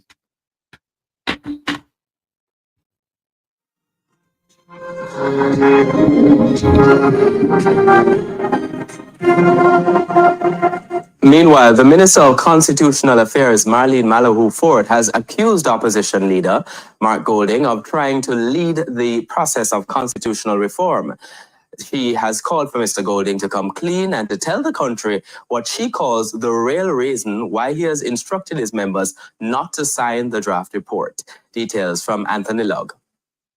It seems as if Mr. Golding wants to make the decisions without regard to the process by which the decisions are made. Legal and Constitutional Affairs Minister Marlene Mallory Ford hitting back at opposition leader Mark Golding hours after a PNP press briefing on Tuesday. I believe the leader of the opposition, Mr. Mark Golding, owes it to the people of Jamaica to come clean and say why he has taken the stance he has taken. The parliamentary opposition wants Jamaica's transition from the British monarchy to coincide with the move away from the UK-based Privy Council as the country's final appellate court, despite the government indicating that the concerns surrounding the CCJ will be addressed in phase 2 of the constitutional reform process. The opposition has not yielded. If we cannot cooperate and collaborate on the things on which we agree, how will we do so on the things on which we disagree? I think Mr. Golding's approach is his way or the highway. I believe that his utterances and his conduct make it clear that he wants to lead the process and he wants to do it his way. The objection raised by the opposition leader has brought into question whether a bipartisan approach to relinquishing the king as the head of state will ever materialize. For Justice Minister Delroy Chook, the sooner that the opposition members, under the instructions from the leader of the opposition, sign and agree, then hopefully we can move forward. So, with the opposition taking a tough stance, the big question is, what's next? This is a process that requires true collaboration, not lip service. I have done what I can to ensure that no issue was too sensitive to be raised in the committee or to be reported on. I believe the members of the opposition who are part of the committee have engaged in goodwill and have made a good contribution. And I believe that the recommendations have been informed by their perspective. Anthony Lugg, TVJ News. Wow. You know, when we sit down and listen to these people, you know, and the minister herself, can she truly say that they have educated the people enough about the Constitution? Can this minister truly say that she have done that? I want to listen to a clipping on Nationwide by former Prime Minister Bruce Golding.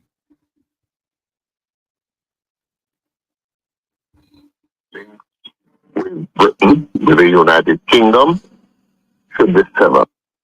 Hold on. Oh Lord. I am one of those who believe that our links with Britain, with the United Kingdom, should be severed. We have spent too long to do that. So if we're going to sever them, we must make sure that we're not going to suffer as a result. So let's look at the CCJ.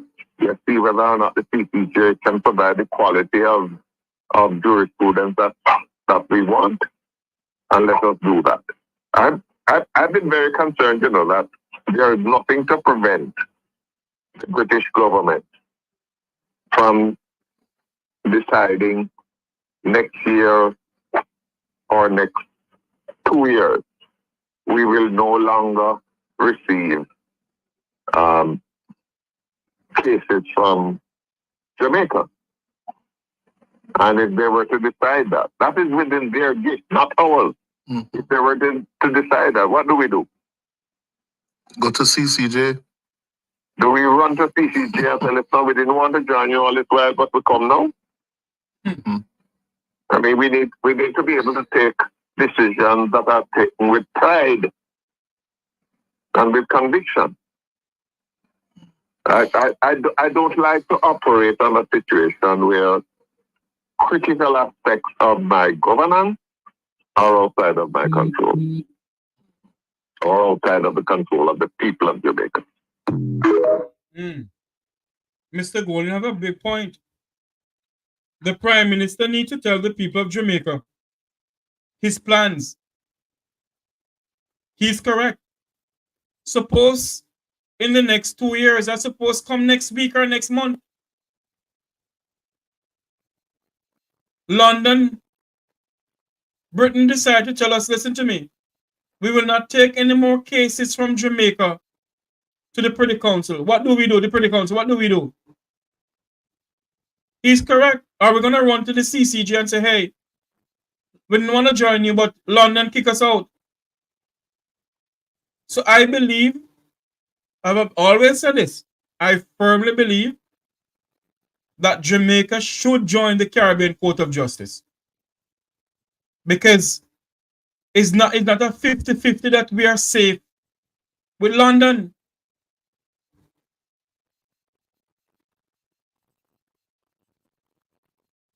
So if we are going to reform our constitution, I think that's what we need to do. Go to the CCJ.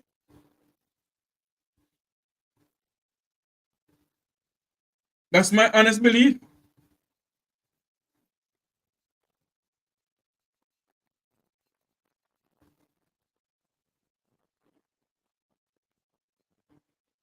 The Minister of Legal and Constitutional Affairs, she's a lawyer. King's Counsel, Hugh Small is a lawyer. Senator Donna Scott Motley is a lawyer by profession. We have lawyers. Lawyers are the ones who are doing the Constitution. Senator Donna Scott Motley is an attorney at law. The Minister of Legal and Constitutional Affairs, she's an attorney at law. You also have Hugh Small, King's Counsel attorney at law.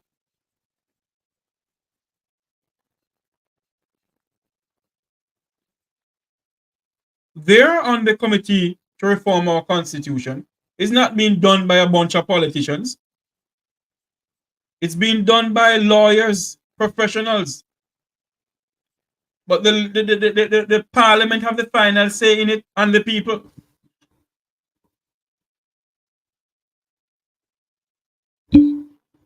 Let you listen to some more of the audio clippings of people who are speaking out.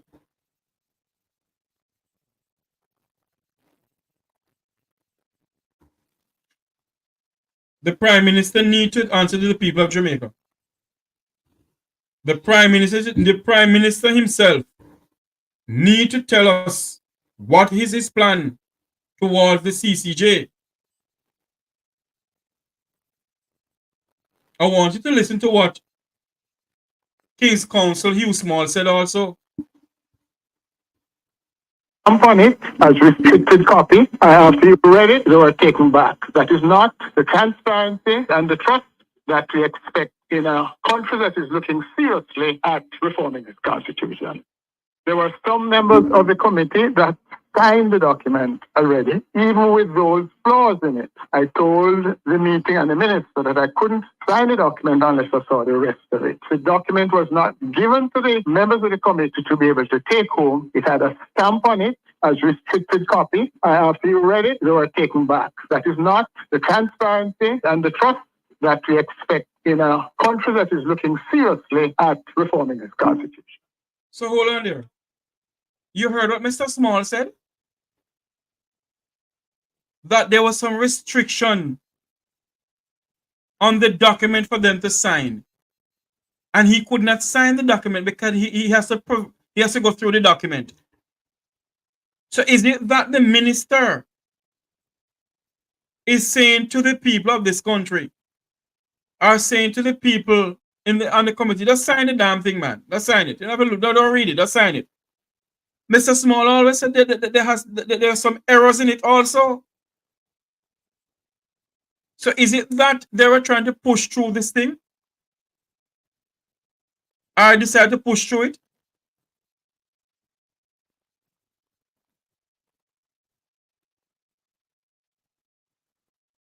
Huh? Father divine, help us, oh Lord. Why are they pushing through this thing so quickly? Why are they hell-bent in pushing through this constitution reform thing so quickly? I want you to listen to some more what Hugh Small said. Some members of the committee that signed the document already, even with those flaws in it. I told the meeting and the minister that I couldn't sign the document unless I saw the rest of it. The document was not given to the members of the committee to be able to take home. It had a stamp on it as restricted copy. I asked it. Oh, you hear that? It has a stamp on it as restricted copy. It wasn't given to the members of the committee to take home, to go and study it or look it over. And what kind of shibangarang going on here? Read it, they were taken back. That is not the transparency and the trust that we expect in a country that is looking seriously at reforming its constitution. There were wow. The minister need to tell us. The minister herself need to come clean to us and tell us what is really going on. I never heard this audio before. The minister herself to come clean to us and tell us what is going on.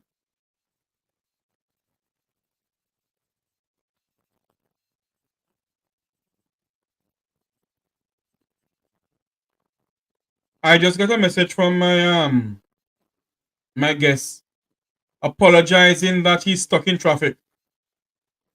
So I guess, well, let's see, maybe he will come another day, I don't know. But this don't sound good to us at all. Hold on for me, please. Let us see if I can take this call. One moment, please. One moment, please. One moment.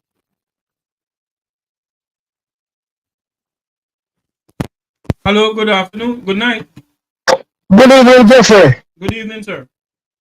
Yes, sir. I just get a minute from my work. I called you today while on your program. You were home. You wasn't online, so yes, go ahead. I decided to call back. So yes, so with this constitution thing, Jeffrey. Yes. You really believe we can trust Andrew Holness led government for draft up a constitution and run it through and want the opposition to sign it and want nobody to say nothing about it, it not released to the public. Then go on GIS program and It is at a committee stage now where they have to sign off on a committee stage to put it to the parliament. Based on what Hugh Small just said a while ago, one of the committee members, that they weren't given the paper or the document to take home. They were just giving it for them to sign, and he refused to sign it, I think, because it has a restriction thing on it. And he was saying that some of it has some flaws in it. And we have to go back over it. You know something, sir? Based on all what Mr. Small has just said, it opened up my eyes to something else. Okay, because that's why I call right after you play that clip. Because it goes to show that there is some things in there that is not right. And you cannot trust this government at all, sir. Is it that, and that is why I don't want to come on my platform and start speculate and start talking utter rubbish or anything like that, you know. But is it that they're trying to push through some stuff and they don't want us to know about it? Exactly, Jeffrey, you hit the nail on the head, sir, you know, Mr. Tal. That's what is going on. And once the opposition and those people sign off and them take it to Parliament, then the business about the rest of the people, then the business about we. You know, so see that the Labour administration I do say you hear Malawi Fort talk this and talk that. When you hear these people talk, when them put words together, man, me I tell you, if you don't have good ears and a mind of your own and how to think, they wrap you up understanding, they wrap you up and make you look like some boy, everything is sweet and dandy. Yeah, because when them talking, you know, man, they use some highfalutin word, fundamental, democratic, and hypocritical, and sugar-critical, and econocritical, you know. I tell you, Jeffrey, something is not right about this constitution, sir. It is not right.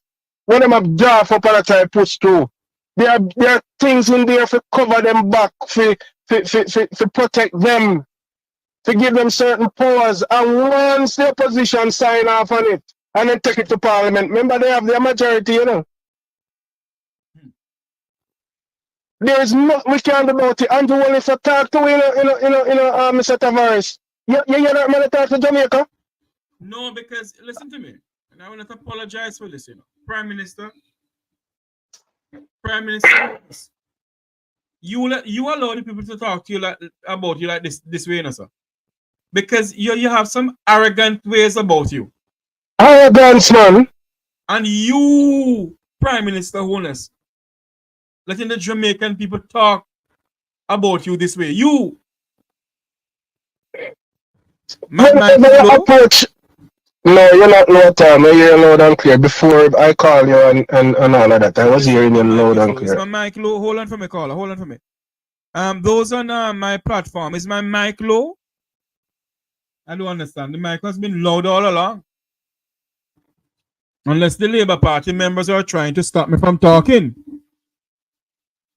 Mr. Tavares. Yes, sir. Whenever you approach the Prime Minister with, if it's a statement or a question, if the question that puts to him is the truth and you expect to get the truth out of him, twist it around and come around and him buffle and him go like his stammer and he answer you with some lie, and you have to go and wonder what him say. And if I something him not like him bark them for you and shut you up and make you look like say he's Lord of all, and you're not supposed to say that about him and this and that. Right, you know, sir. Yeah, I'm not telling you, Jeffrey, man. Let me hear. Trust me, man. Make him know. Me without testing the care. You don't remember saying me pay you and you pay me? That is the thing. I would say the people don't realize that. I would say to him, the meaning of the word minister in Latin, what does it mean? Do you know? Let me enlighten you. It means servant of the people. So you don't speak only time they know that election, you hear what they want to campaign that he's the servants of the people and he's here to serve and blah blah blah. But after that, oh God. You understand? We cannot trust this. See how we are so.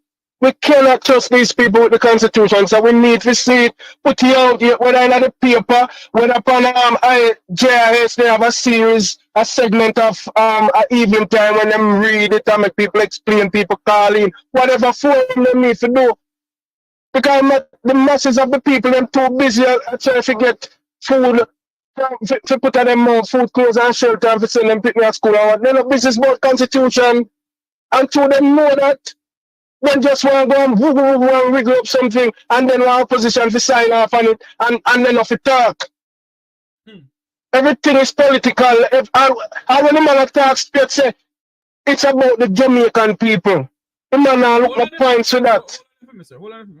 I answer this idiot on this YouTube channel here. Because what does it mean to you? Because I think I figure who these idiots are, and I'm going to answer them, but I have to answer. Nobody on this platform Neither Wilfred Rattigan, Herb Nelson, Rupert Francis are here to bring down any government. So get that in your thick, numbskull head. They won't talk, Jeffrey. They can't want to talk, you know. All right. You see, the caller that the guy that comes from Barbados early before, Yes. talking about Barbados Republican is not a real Republican and all of that. It's not the first I hear that, you know, Jeffrey. I've been here, but listen to me. Mhm. I am asking, you know, what I am asking. People can say what they want to say, you know, but tell me the reason why you say it and give me the facts why you're saying it. That's all I'm asking. Maybe he cannot explain Okay. to the point where for you to get the answer because you keep everything in his to him, you know, and him just can't because maybe you not have the source. But I heard Mr. What his name Joseph Patterson speak so many times about it. The Barbados Republicans. So it's fake, right? And the thing that he made mention of about the state that the Jamaican head of state is like a corporation. I heard that too, but you're asking him where can you go and find it? But Jeffrey, must I say to you, 10, 15 years ago, certain information that we know now, we couldn't find it on the web, you know. True. You understand? So little by little, these things are coming out, you know, and maybe further, a couple 5 more years down the line, you realize, say, listen, this are 2 years. Somebody come out and I say, go and research this, Google here, so and find this. But it's not the first I'm hearing it, and honestly, he has some merit to what he's saying. He has some merit to what he's saying. You know what I'm gonna do? I'm gonna start trying to listen to Caribbean talk shows around the Caribbean. Right. I want to see if I can try and start this, especially to Barbados and St. Vincent and the Grenadines. Right. You know? Yeah. So that is my 2 cents this evening to you because I'm at work. I've got to run back in. And but keep up your good work here, sir. Yes, Keep sir. burning the fire. Thank you. Keep burning the fire. Trust me. Well needed. God bless. All right. Bye bye. The numbers to call in is 954-529-8030. We're over on the phone lines.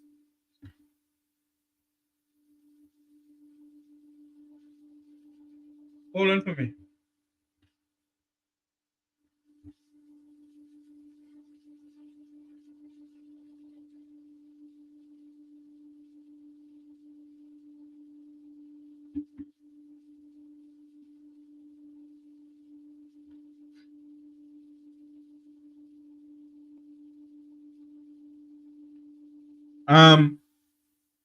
We're gonna open the phone lines and have you call in. We're still on. Mr. Golden's asking if I'm still on. Yes, sir, I am still on here. Still on indeed, still on. A lot of people need to have a say in what is going on. And I'm going to do some research on the whole Barbados Republic and their constitution and so forth. I'm going to do a research on it because I've never, you know, I've always talked about Jamaica, and I think we need to talk about other parts of the Caribbean too.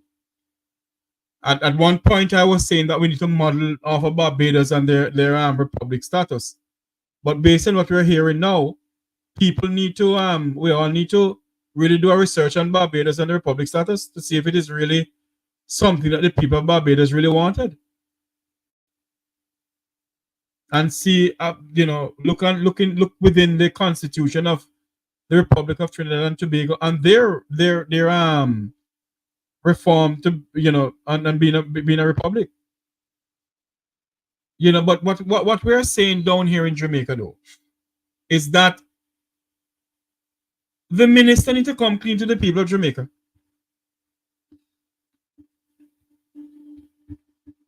The minister to come clean to the people of Jamaica. Come clean. Come clean to us.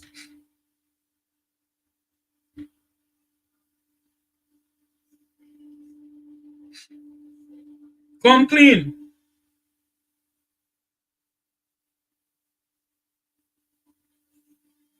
Come clean to the people of Jamaica.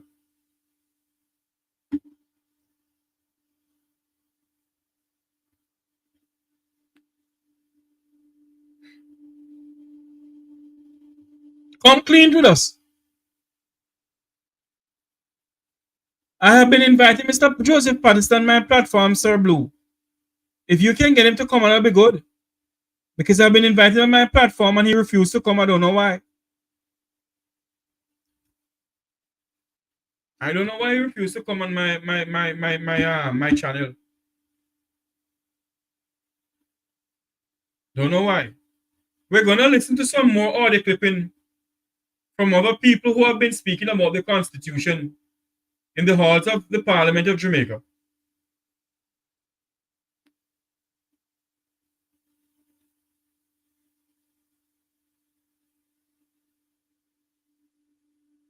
Well, Anthony Hilton is speaking out now.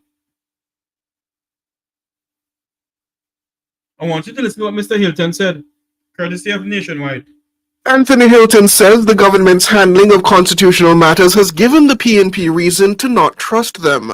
The opposition has deep reservation, and those reservation comes from a slew of recent responses and action by the government on some important constitutional issues. The matter of how they changed the constitution in the DPP matter has colored other the opposition views the current government and other governments who could act in similar fashion or worse.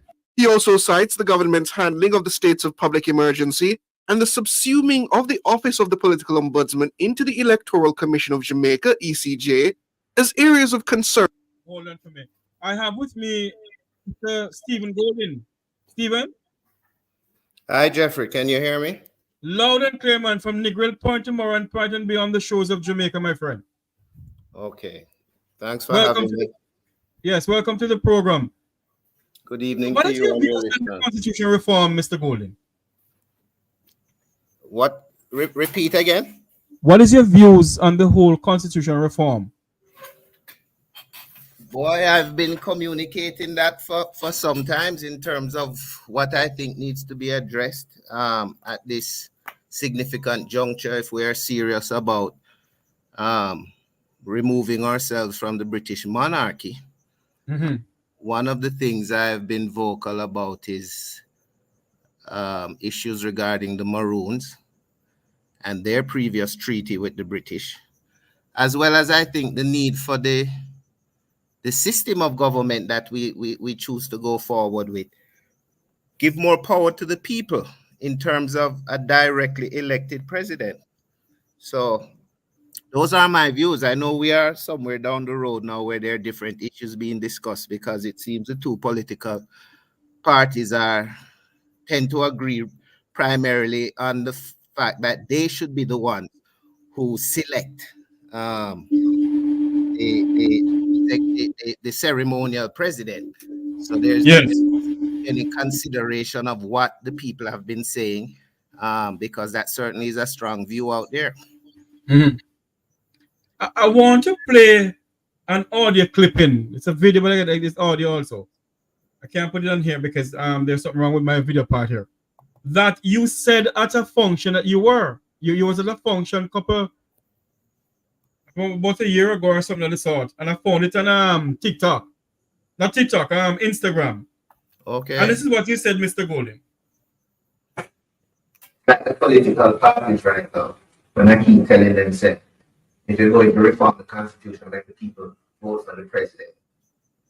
They notice both of them start saying, oh, that's not necessarily the best. No, you know why it's not best for them? Because for 60 odd years right now, not one Jamaican has had a vote for who leads the country. Yet we're so invested in who that person is. But the truth is, we don't vote for him. You don't vote for Andrew Holness unless you live in West Central St. Andrew. You did not vote for Portia Simpson unless you lived in South West St. Andrew. If we're going to reform the Constitution, we know Jamaicans want to choose their leader. Give that to them. But that will be giving the people what? Yeah. The political parties are in the business of getting it up, not giving it. Mr. Golden, Yes. Yes, that was from a lecture I gave at Michael. Yes. Yes. Do you think, sir, that they will ever give the Jamaican people the privilege to vote for their president, sir? I think the people have to demand it, Jeffrey. I think the people have to understand the history of governance in this country in terms of, you know, our parliament, which comes from the House of Assembly, and the long struggle and the trials that we, particularly as African descendant people, as a country well over 90% Black, we have had to claw and scrape and scratch our way into being first recognized as human beings, then given the right of participation, right? Through to suffrage, through to independence. At each point along the way, we have fought to empower ourselves. I'm simply saying to the legislators that if we are serious about reforming our constitution, if we're about to make another change in terms of governance for the benefit of the people, then we have to move in that same direction. Switching to a ceremonial president and discussing whether or not dual citizenship should be in the parliament, right? I think that was one of the latest things that the news captured. That is not empowering the people. The fact is, Jamaican people are very invested in who they think should be the head of what is currently government, the head of government. If we're going to change the constitution and we're talking about a republic, right? The head of state must be invested by the people. Yes. The people must be empowered in that choice. Such a big shift, and it won't even matter in how we vote going forward.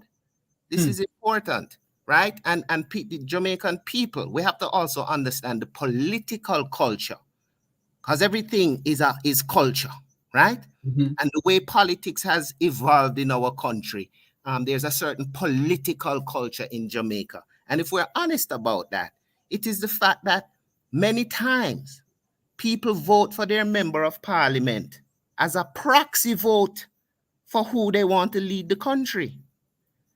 We're very personality driven in Jamaica. The leader of the party is who the people are invested in. And this is why somebody like Andrew Holness in the last election is able to sweep the country heavily, bringing in MPs, new MPs, people perhaps with no political track record, but based on his popularity, right? Now, what that does is it robs the people of their representation in parliament. And it belittles the political system. If a man can say that anybody in a green shirt or anybody in an orange shirt can win this constituency, no matter who there is, right? Yes. That is because the people are voting for that leadership, for that political party whose leader will become the head of government. That's our voting trend. So what is wrong now if we're going to go to a republic state, right? With investing the head of state with executive powers and giving the people the choice of selecting that head of state, while also making another choice to select their member of parliament. Now we will begin to take this issue of representation seriously, and no MP will be able to win on the coattail of their leader or the coattail of their party by using a first past the post system that just gives the people one vote, winner takes it all. Giving the people choices gives the people more power. The MPs now will have to become more responsible, right? And the head of state, who is selected by the Jamaican people, will also, in that exercise of the people voting for them, right, will not be will not be able to be held hostage by any political party. He will not owe his position to the party, but instead will be invested by the people to lead the country in what is best for the country above what is best for the political party. And we have to be honest that that has been an issue in the past when it comes to governance in Jamaica. We are for Yes, but before we go any further, I want to let everyone know that Mr. Stephen Golden is the president of the UNIA in Jamaica. I didn't give him, his telling about his title. I do apologize about that. He is the president of the UNIA here in Jamaica. Stephen, when you look at the whole issue of the CCJ and the London court, do you believe that Jamaica should have the final court in London, and yet they're moving away from the British monarch? Absolutely not. Absolutely not. I do not believe that the British should have any final say over anything in this country. I mean, that's a no-brainer to me. The fact that the political parties have made this an issue and what their arguments are, pro and con. I mean, really, what is the reason for having some white men thousands of miles away that we have to pay to go visas to get to their courts to deliberate in front of their majesty?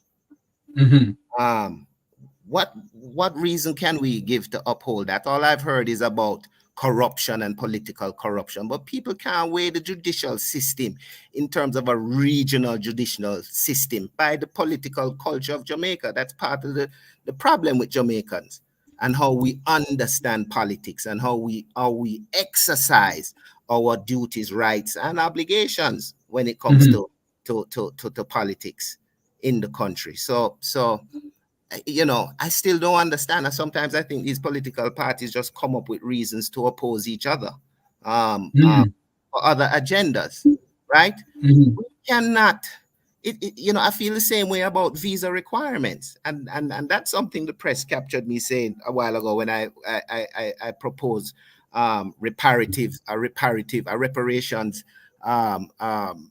tax on those passports coming into the country. Right? Yes. What Jamaicans go through to get visas to go to some of these countries, while those citizens come here willy-nilly and free as a bird.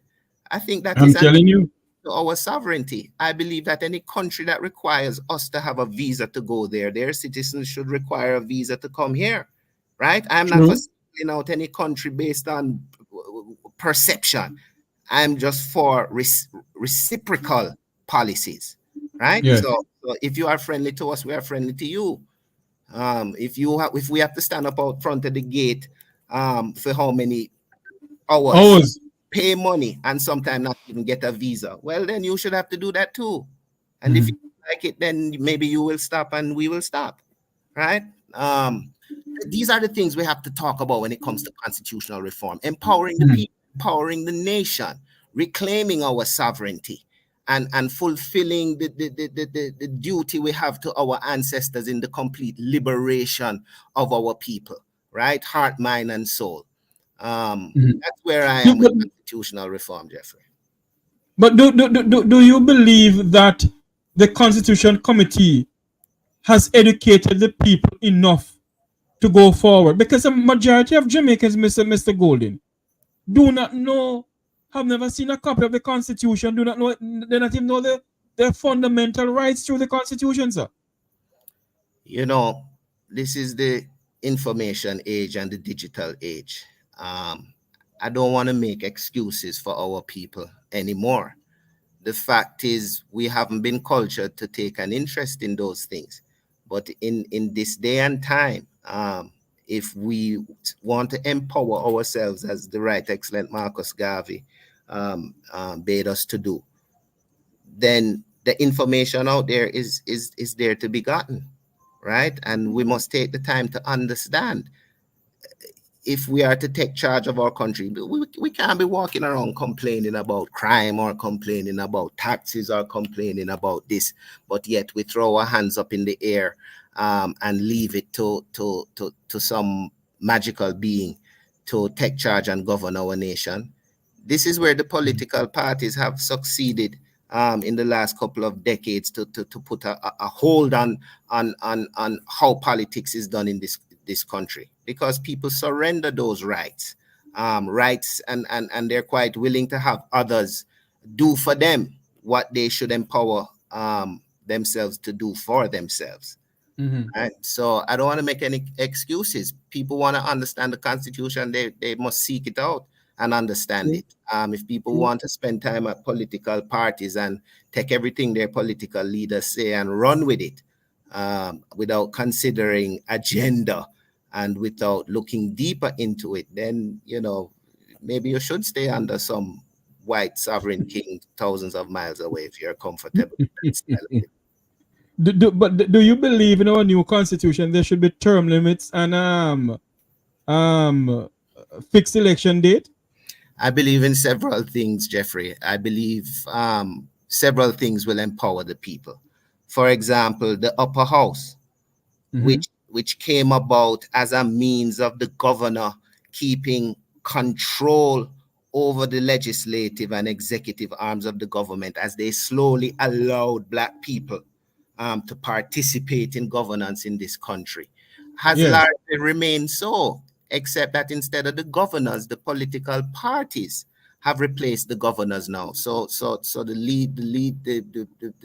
head of government selects 13 senators, while the leader of the opposition selects 8 senators. I believe senators should be elected by the people as well. I believe we should have 1 senator per parish, right? I believe also that ministers should be appointed to the Senate, and that no MP should have to serve the role of representing his constituency and at the same time being a member of the cabinet and the executive branch of the government. It's too much. I mean, imagine having a MP who is a minister of foreign affairs and has to travel a lot. Then is that doing the people justice in terms of representation? Or is that just allowing the political parties to use the political system, you know, towards their own benefit in terms of maintaining and keeping power? So that's, you know, so let's say we have 14 senators elected, 1 from each parish. You give the president an executive arm where he can appoint up to 11 or 12 senators, right, as ministers, that they will sit in the upper house so that if they need to move legislation through, they need to address the nation, they do it there, right? And I believe also the Maroons, Leeward and Windward, should have be allowed to elect their leaders who should sit in the upper house as well. Yes. Right? The Maroons have a treaty that is older than the Jamaican Constitution. The fact is that in 1962, when deliberations were made in London as the way forward to the people, they were completely ignored, even though they were, if you follow the Hansard there, they were discussed. But the product, the instrument that came out in our independence constitution completely ignored them. I feel that is disrespectful to our ancestry as Africans, and disrespectful for the fact that the Maroons fought against slavery for well over 100 years before even signing a treaty, right? And are an integral part of our history and our struggle as Africans here, and should be recognized in how our government is structured and how our political culture is maintained, not to be turned into some sort of museum piece or some tourist attraction, but to be given the respect that they represented freedom in the face of adversity. They represented victory in a war against slavery and oppression, right? So that's where I am. MPs should be freed up to do just what they are paid to do, represent their constituency, right? So you put your ministers in the upper house with your elected senators, and we run a system where the elected senators remain in the majority. You know, people say that this may not work. The only reason they say that is it because of the entrenchment of political parties and the intrigue that comes with. Because people are considered, well, what if you have a popular leader from one party, but you have a majority of the other party in the house? It's going to be gridlock and so forth. But we can evolve a political culture that is able to deal with those things in how we empower our head of state. And then people bring up the counteraction. Well, one person shouldn't have so much power. Listen, political culture is important. And Jamaicans are already top heavy in how we invest in leadership, right? And when things go wrong, the leader has to bear the brunt and the consequence of that. So if that is the case, don't be afraid of empowering them. But the thing is to hold them to account and to have the mechanisms in place that can hold them to account, right? Free up the legislative from this party dominance and the fact that ministers must be appointed because they have served loyally to their political party, whether or not they are qualified for the position. There are a lot of things that we can do in changing the Constitution that will empower our people, that will, even on one side of it, reignite people's interest in participation. Because one of the greatest threats to our democracy is the fact that for the last several elections, there's been a trending low turnout of voters. Right now, we have a government elected by under, I think, 30% of the voting population. Right? Isn't that bad, Mr. Golden? That is bad. Yet, if we look at elections during adult suffrage and up to independence, there was such an energy to be a part of this thing. I think if we do constitutional reform and it lacks that sort of energizing of the people, then we would have failed the people. Right? This shouldn't just be about moving away from the monarchy. That's number one, and that's important. But there's also the opportunity to get the Jamaican people to buy back into the political process, to feel like their vote makes a difference, rather than talking about, boy, I may not fit this one or that one, like it's a two-headed monster. Creating an executive head of state may even invite certain people to run for that position who may not be affiliated with political parties, with any particular party, but may have the finances and the backing from the populace to pull it off. Right? What if a Usain Bolt felt that he wanted to run for the head of this country? Or a Jeffrey Tavares or a Stephen Golding. Or a Jeffrey Tavares or a Stephen Golding. I think reforming the Constitution in that way is how you get the people to buy back in. Instead of feeling like this is a two-horse race, that they've beat this horse to death and nobody is interested in this race anymore. That has to be considered as well. How do we do that with the changes that we make? And again, my answer is give more power to the people. They want to elect their head of government, who should be their head of state. Give them that power. Give them the right to choose between their MP and their leader. It's not a one vote, right? We are intelligent, educated people now. We can read and we can make more than one X on one piece of paper. True. Do you believe that in forming a new constitution for Jamaica, you believe that they should get rid of the old British constitution and just form a brand new one? Or should they just amend certain parts in the Constitution now? I think we should have been working on that a long time ago. But the fact is, there's a legal history to our Constitution. And that's part of the thing that I'm saying that our people don't understand. A lot of times we talk about politics as if it began in 1962 or it began in 1944. Right, but Jamaica has an assembly going back to 1667, right? And that's what I was referring earlier to say, that our own ancestors fought tooth and nail to be recognized. So, I mean, throwing away the old one, yes, that should have been talked about long ago. If we want to talk about that now, I'm not opposed to that. But the fact is, the one that we have contains the history, the blood, sweat, and tears, of people like Osborne and Lessine and people like Jack Smith, people like Dr. Veach, Marcus Garvey, right? People forget that Marcus Garvey ran for a seat in the parliament. Back then it was called the Legislative Council. Right. So it represents the victory. So amending it and going forward is not a problem for me either, as long as we're bold enough to confront some of the things that were wrong, that were putting there as in direct opposition to our ancestors and their struggles, and we let the date reflect that victory, that was changed by the sons and daughters of those same ancestors. Consider the Obia law, Jeffrey, right? Mm-hmm. We are very emotive people and we love our church and we know our culture, we grew up in it. But the Obia law came on books after the Tachi Revolution. And it's a direct law put in there to suppress the uprising of the enslaved Africans, because they found that this Obia element was very powerful in stirring the people to act for their own liberty, right? Those laws are still on the book. The laws are still on the books, and no government has sat down to even take a reparative approach to the Constitution, knowing where it comes from, going back to 1667.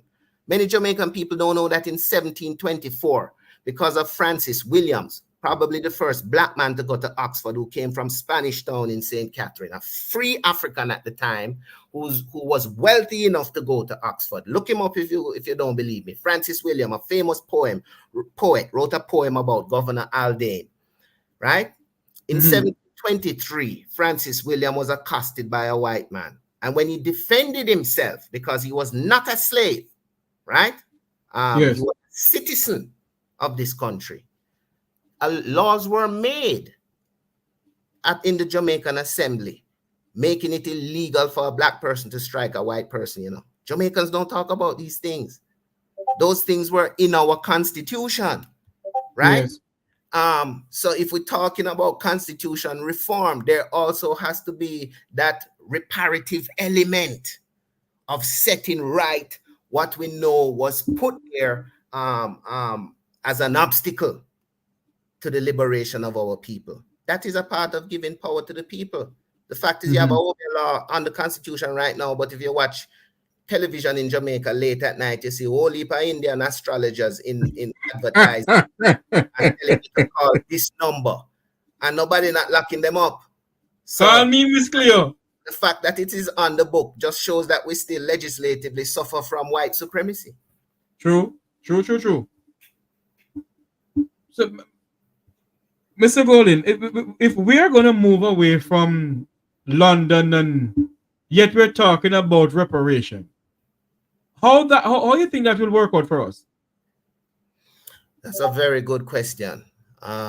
Particularly because one of the routes being taken towards getting the British government to be held accountable and to pay up is a legal route where you petition the monarchy. Yes. Now, I'm not a lawyer, but we know that law is not just about right and wrong. It's about how legislations are written, what you can do, when and how. That's their system. But is if it provides an opportunity for us to realize reparations in that aspect, then as part of the National Council on Reparation, I of course endorsed it. But that doesn't mean that we mustn't still move towards what we need to move towards. If it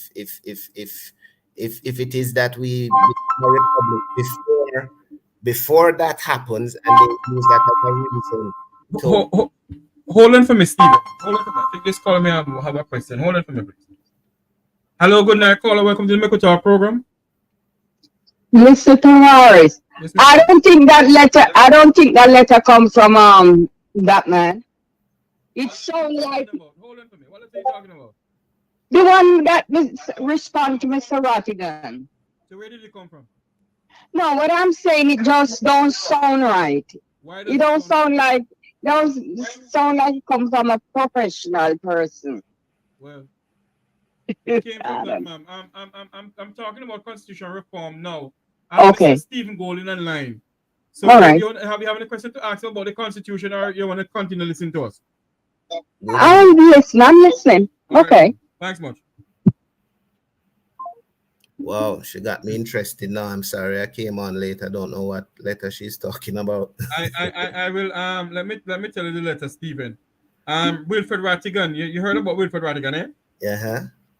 All right. Mr. Rattigan wrote a letter to King Charles re the unconstitutionality of the state of public emergency. And he wrote him, and the king wrote back to Mr. Rattigan. Dear Mr. Rattigan, the king would have me thank you for your letter. His Majesty is most graceful to you for taking the trouble to write to me. As you did, I am afraid he is unable to help you in the way that you asked. I am sorry to send you this disappointing reply, but trust that you will not be disappointed and trust that you'll understand. Thank you once again for writing to the king. Hold on for me. I think it's so long. Who would have me send you his who would have me send his very best wishes to you. Yours sincerely, Head of Royal Correspondent. So people are saying that this letter did not come from the king. Yeah, that doesn't sound very because it said Buckingham Palace, private and confidential, 29th April what 2024. does the letter say? What does the letter say? It's been communicated to the king? Or no, it did not say that at all. It just says thank you for your letter? It says the king would have me thank you for your letter. His Majesty is most grateful to you for taking the trouble to write to him, as you did. But I am afraid he is unable to help you the way you asked. I am sorry to send you such disappointing reply. Okay. But trust that you will understand. Trust that you will understand. I don't know. I would have to review the letter he wrote to say whether I think that came from. I think and he went on. Yeah, I think what you're gonna do, Is the press carrying it? Pardon me? I didn't hear Stephen. Is the press carrying this? No. Is the press carrying the letter? No, I don't think so. I think we are the one who we got the letter, so we decided to make it public. I don't the press carrying it. Oh. But no. Mr. Rattigan will be having his program tomorrow at 3 o'clock US time, 2 o'clock Jamaica time. And he's gonna talk some more about the letter that he wrote to him and the response from the king. Is this the same gentleman involved with the protests at the embassies and consulates? Yes, sir. I glimpsed one in New York the other day. Oh, you're in New York? I was there for something else, but I saw, in WhatsApp, I saw the pictures. Yes. Well, I was there covering it live. Oh. Let's go back to the whole Constitution thing.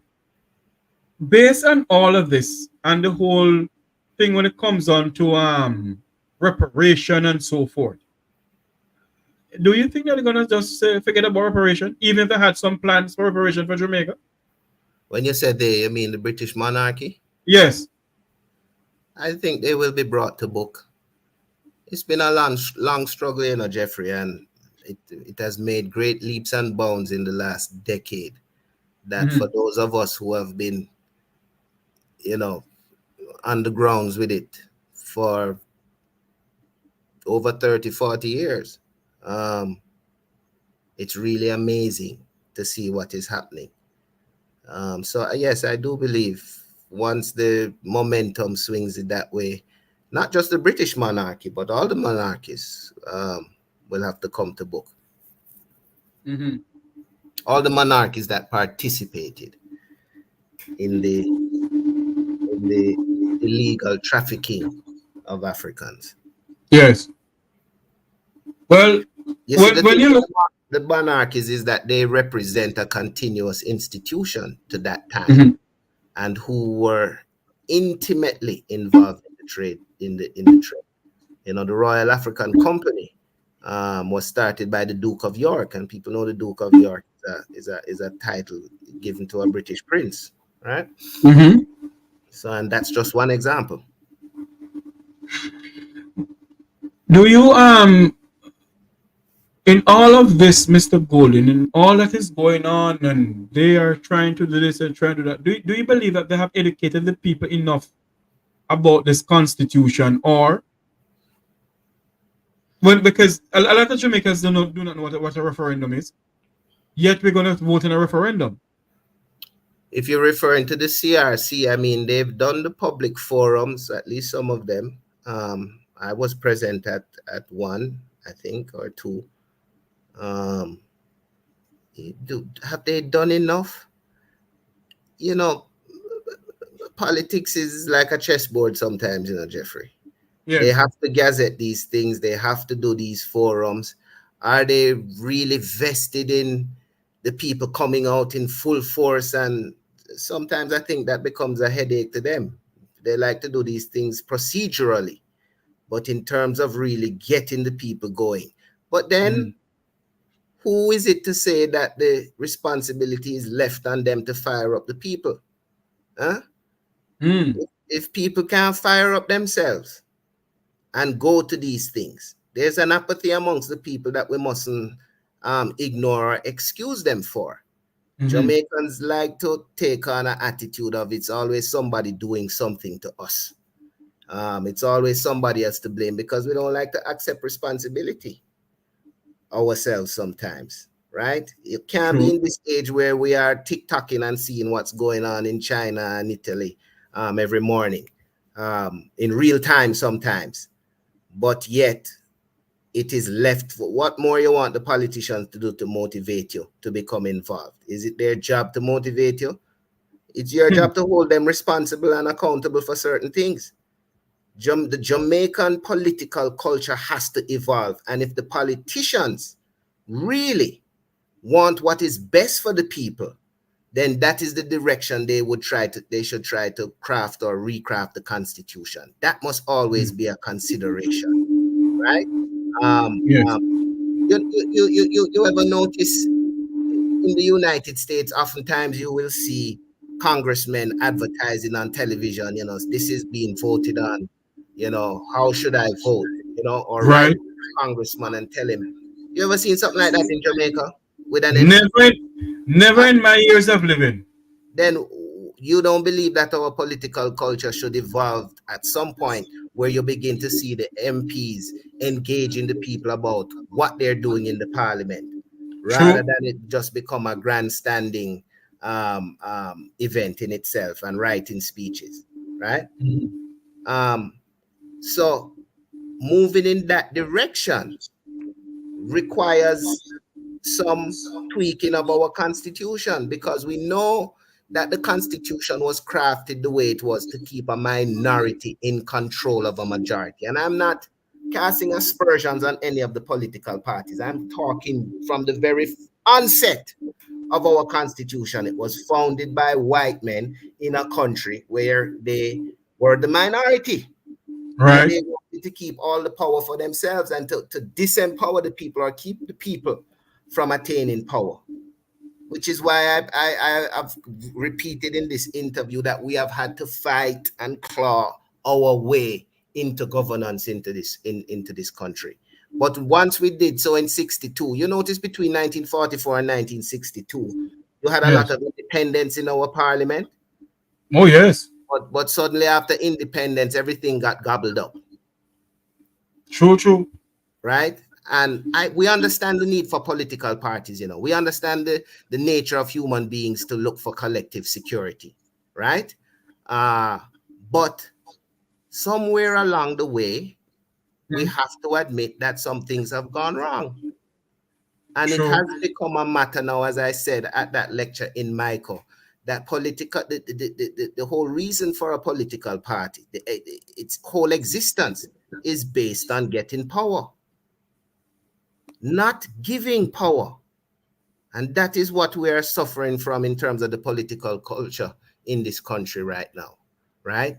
And some good Samaritan amongst these legislators, not one, but several, yes, who believe they're there for the benefit of the people, must be willing to admit this and move this country in a direction where we get the people back on track in terms of growing in strength and maturity when it comes to politics, holding their MPs accountable, and not just taking this thing as a party. That when the parties reign, politics becomes a singular party, right? It's a party time, and not about the issues and what you need done in your constituency and enforcing the mechanisms to get that done. That's why we can be satisfied with our MPs being ministers, and when you can't find them because they're busy being minister, and your political culture just begins to accept that. In fact, now you crave your MP being a minister because that means status. Wrong.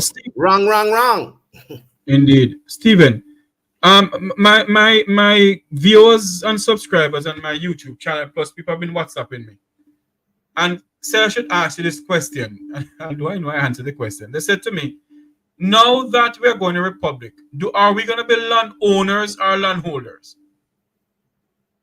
In terms of crown land, they're referring to? Apparently so, yes. That becomes one of the consequential changes when you move away from the monarchy. Crown lands now being the property of the state. There's also the issue, and not to go away from your question, but there's also the issue of our defense force. Yes. Which is His Majesty's army, right? So that's also something that needs to be considered, that I don't hear them talking about a lot. Now, granted, in this first phase, the CRC says they are just trying to craft a document. They're trying to craft a way to go through the referendum, right? Which the first referendum, I suppose, will say whether the people want to do this, right? Then we will be able to deliberate on how we want to do it and so forth. I don't know. That's what I heard at some of these town hall meetings. But the fact is, there are many things that moving away from the monarchy necessarily requires us to address and change. And there are other things that it will give us an opportunity to also address and change. Yes. Do you believe that dual citizens should sit in the parliament? And do you believe that a member of the Jamaican diaspora, will it be London, New York, London, America, Africa, or somewhere in Europe, should sit in the parliament of Jamaica? First of all, let me say, I think this whole topic coming up now just shows the hypocrisy of the political parties, and the whole debacle in 2007 and the witch hunt for who has dual citizenship, right? Was really just an issue between political parties and not done in the interest of representation for the people. But since you came under that guise and you now took a position, right? And supposedly, if the parliament worked the way it was supposed to work, that is a position that your constituents agreed with. Well, the position was taken that you cannot, even though the Constitution said, well, if you were a citizen of the Commonwealth, technically you still could, right? But the big issue was the American passport that a number of Jamaicans seek out. I don't understand that either, but let's admit the facts. It shows the hypocrisy of that. If that was the position that we have taken, then why the turnaround now? When you legislated and deliberated on it back then and spent the taxpayers' money going to court about it, it wasn't done thoroughly and the decision wasn't come to in the best interest of the people. Now, why the turnaround? That's my first question. Secondly, as concerns my views on the question of whether diaspora should sit in the House of Parliament, well, that comes part and parcel with having dual citizens. Because if we're talking about Jamaicans in the diaspora, then we hope they are living well and prospering and taking advantage of where they live and that they would be citizens. wherever they live in the diaspora. So if we're going to have them in the parliament, then that law would have to be done away with, or it would have to be changed. Am I for the diaspora? I think the diaspora have earned their place fiduciarily, you know? There is a lot of financial support that comes from the diaspora, right? It is a serious part of the engine of Jamaica, and we must be honest in that. And if that is the case, and the majority of the people feel that they should be able to be represented in the parliament, then I'm not opposed to it too. I unfortunately don't get that kind of financial support from my family in the diaspora.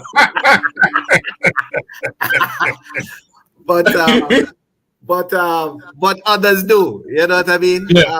Maybe I don't have as much family in the diaspora as I've stayed here, but yeah, man. So I'm not opposed to it. I just think the whole flip-flop now exposes the fact that a lot of times what we see going on in the parliament is really party agenda and not the people's agenda. So again, I fall back on the fact that in changing the constitution, if it does not contain solid and strong elements of empowering the people, giving them more choice, giving them more opportunity to exercise their franchise and to think and to weigh and to discuss and to evaluate and to choose. If it is not doing that, then we are dishonoring our ancestors who gave their lives and their blood and their time and their money and their families to getting us where we are today. Do you believe, do you believe that if in this new constitution, if they go ahead with this ceremonial head and all sort of shebangaran, and they push that down the Jamaican people's throat, do you believe that they had, when they do that, do you believe that they have served the people of Jamaica well by doing all of that, sir? I believe the only way they will be able to do that is if the people allow them. And if when this referendum comes, which is only 30% of us go out to vote, and then 90% of that 30% is the party supporters that the party machinery roll out every election to make sure they get the numbers they're seeking, right? I think all Jamaicans need to participate, because what the last couple of elections have shown us is that the party machinery seem to be getting weaker if they're getting this consistently low voter turnout. And they themselves must admit it is time to give something to the people, that it's not going to be loyalty to party that brings them to the ballot box, but loyalty to nationhood and loyalty to Jamaica. I'm going to let you go, but I have to ask you this question before I let you go. And I don't want it to seem that I'm dragging you into something that, but I know you came on here to talk about Constitution, but I have to ask you this question. Is that your question or one of your listeners? No. This is my personal question to you. Okay. You said that you're in New York and you saw a bunch of Jamaicans demonstrating in front of the Jamaican consulate. I saw pictures of it. Yes. Pictures of it. Yes. I was in Harlem. I believe they were in Midtown where the consulate has moved to. Right. Do you believe that because the demonstration was about lack of accountability, $1.7 trillion unaccountable for, lack of water in 21st century Jamaica. Tourists have water, yet some tourists demonstrate with people in Negro without water. The Prime Minister hasn't signed his declaration, haven't been submitted. And the lack of proper health care. The American government put out a travel advisory telling Americans that don't travel to Jamaica because if you get sick, dog nyam your supper.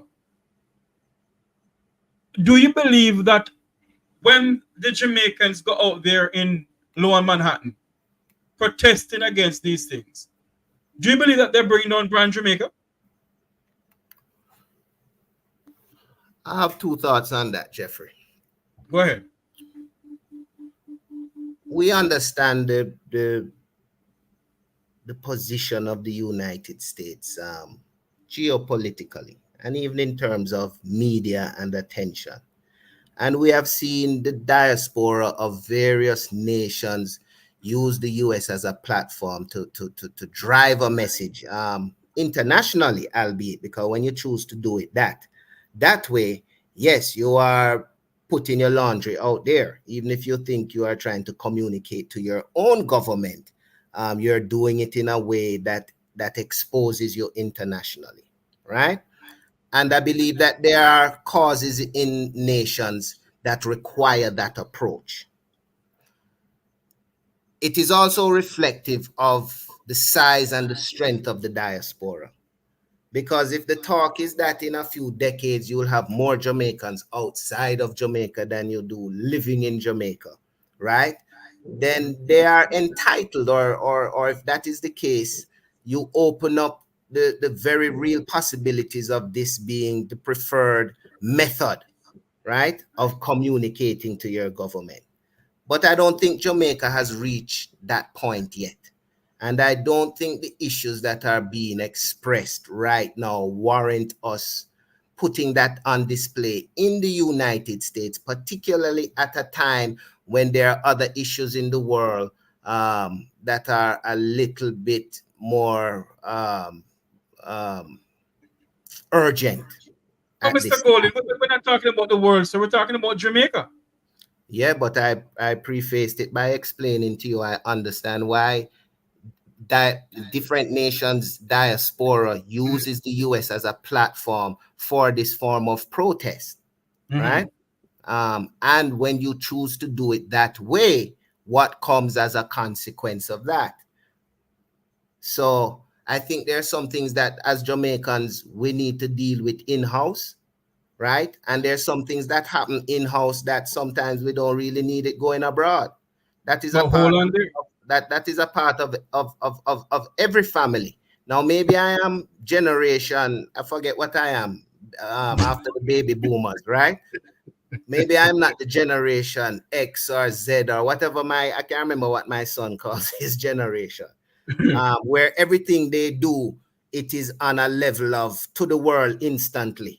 Yes, right. I understand that's the world that we live in. But me personally, my approach and my understanding in dealing with things that are near and dear to heart. And Brand Jamaica is something near and dear to every Jamaican's heart. I travel a lot, Jeffrey, and there is so much love out there for Jamaican people and Jamaican culture. I found myself in countries and in situations where when people found out I was Jamaican, you could see the difference in how they treated with you. And I'm very, very, very proud of that. And I'm very, very grateful for that. And that is something I believe when I go out there, I am conscious of representing. You understand? So if I don't open my mouth and you don't know who I am, I might feel a little freer. But from make you know I'm Jamaican, then I feel that I have a responsibility to carry that brand a certain way, Even if sometimes that way means being adamant and being tough and being forthright and being outspoken, because that's one of the things we're known for as well. But I always think it should be done in a positive way. And there's sometimes where I think we need to hold ourselves to ourselves. You know what I mean? We have that talk when we go abroad, when, at the yard, then we do things a certain way and our business is our business sometimes. So that's what I'm cautious about in terms of us being on display like that in the United States of America. But if a Jamaican, Dr. Rupert Francis wrote a letter to the Jamaican ambassador to the United States, and she has not replied to his letter. 2 letters that wrote and no reply to the letter. So don't you think that's why they end up deciding to listen to me? We have written to you. We have put our concern to you. There's no answer to none of the letter that we have written to you. So they decided, say, okay, we're gonna take to the streets. And after doing it in I think they did it in DC or attempted. I don't know if it happened in Florida. But they did it in Florida and in Washington and in New York. And all this time there has still been no response? Until now. Well, I think that's unfortunate. I think that's unfortunate. But like I said, I was at none of the protests. I only saw pictures from one in New York, and the signs that were being held up. I think it said what did I see? People over politics or something like that. Yeah, it wasn't anything disparaging. But it makes reporters and the press want to stop and ask, well, what's going on and what's wrong here and what's the issue? And if all we have to say is that our government is corrupt and they're doing this and they're doing that, I mean, just the pride in me as Jamaican it feels a little way like, well, why would you know how Jamaicans stay? Why we are chat with business a road? But Mr. Golden, people are saying we're putting our dirty laundry in the public. Yeah. But if the news that we are talking about here on social media and members of the Jamaican diaspora is getting, it's coming from the major newspapers in Jamaica, Hey, Jeffrey, major news network in Jamaica. Don't get me wrong, I'm not condemning the people who did it. I'm just saying I wouldn't. You know what I mean? And I'm entitled to that too. And I'm not giving a discourse on whether they are justified or those things that they have an issue with, they have an issue with it and they have a right to have an issue. If it were me though, I may not choose to express it that way or take that route, but it's not me. And I didn't write to the ambassador and I didn't feel like I didn't get a response. I know nothing, I know nothing of this. So they got to do what they have to do. I'm just telling you that as an average Jamaican observing, it does touch that nerve because I'm a little prideful of my country. Yes. You know what I mean? Well, it seemed like how, the Prime Minister did something. As much as I might want to come home and make the people know if I felt how wrong it was, I'm not going to be the person to send that video to BBC because I still have a respect for the fact that our leaders represent us. Yes. So you can scold and argue with your parents and your children in the house, but when we go a road, we whisper it or we use we give the look. You know what I mean? We don't go at it out there. But don't you think that not I'm dragging into this, but don't you think that either the ambassador or the Minister of Foreign Affairs should have responded to the letters? I do. They should respond to every letter that is sent to them. Just like the apparently the King's household does. Yes. Stephen Golden, President of the UNIA. Your final word to your Jamaican people and Jamaicans overseas, sir. Boy, it's getting hot down here. I don't know where this heat wave is coming from, but it's not only there, in Florida, it's hot like a fire. It's hot like a fire here in Florida too. I gather it's coming off of the Sahara or something. Maybe it's the African ancestors talking to us, Possibility. We are hot up the place. But no, my final word is, listen, be invested in this constitutional reform. Take an interest. Otherwise, you can be assured that the political parties left to do it on their own will always do what they do best, which is to serve their agenda first, right? So they necessarily need the input and they need the strong influence of the people. Strong meaning we don't have to toe party line because we're a member of a party. We can think outside of the box. We can be honest about the state of politics, the culture of politics in Jamaica, and we can begin to discuss some of the things that need to be changed for future generations to move ahead.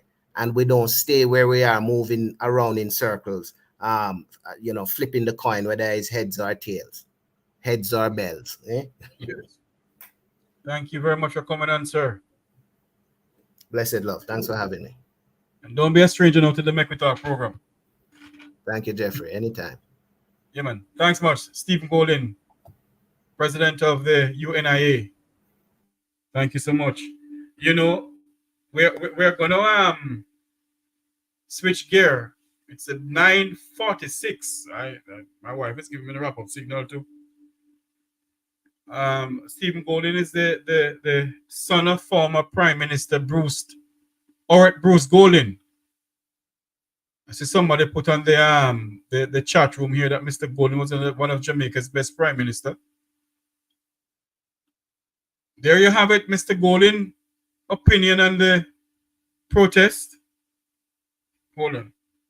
Hello, good night. Hello, good night. Welcome to the Mexico program. Yeah, good night, Mr. Jeffrey. I would like to ask Mr. Golden.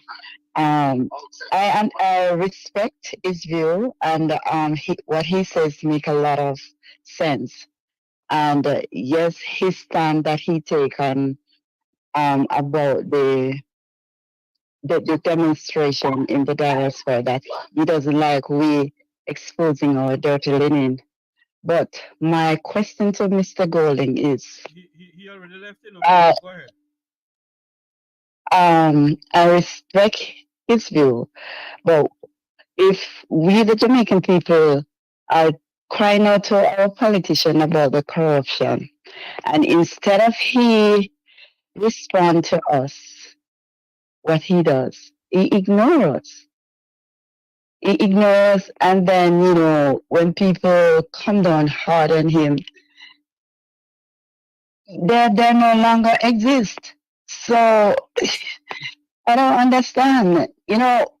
Nobody is talking about the unjust and the corruption and what the people are going through. It's all good and well. You can say that, boy, I don't like the fact that we expose our dirty linen in public. How about the corruption that has been going on?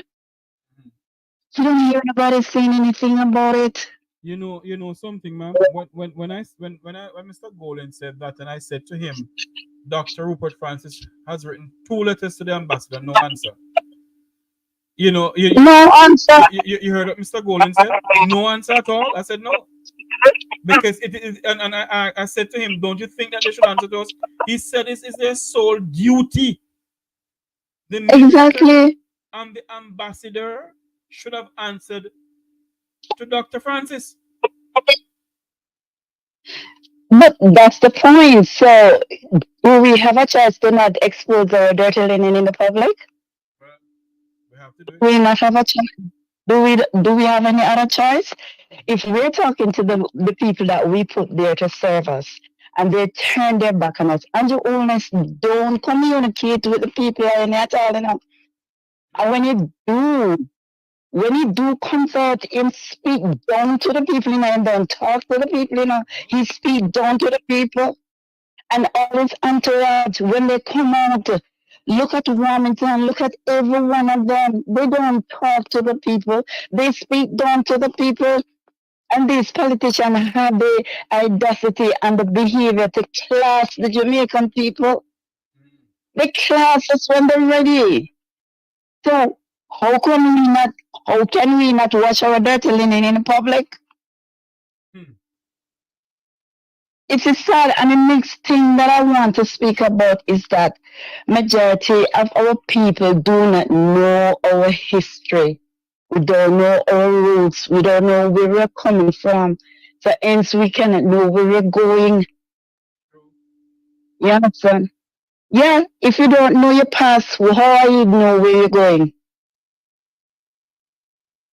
You see, they blind the eyes of the people from their history and their culture.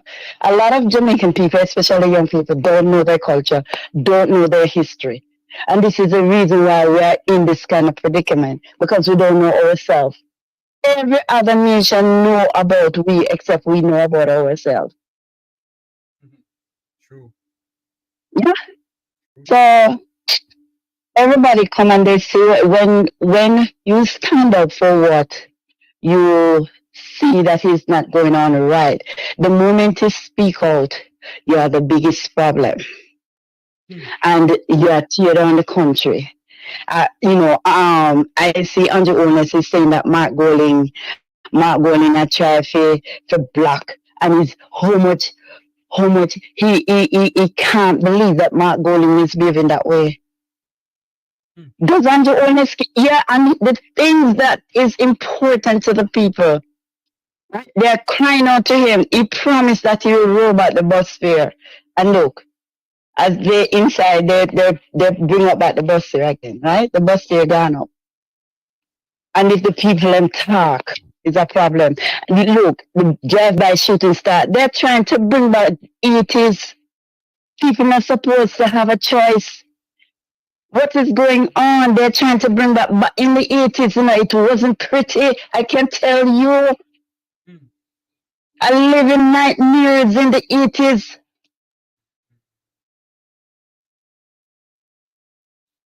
When you look down at the bottom of Maxfield Avenue coming up, my mother best friend going home from church and then drive by and shoot her, kill her in the 80s.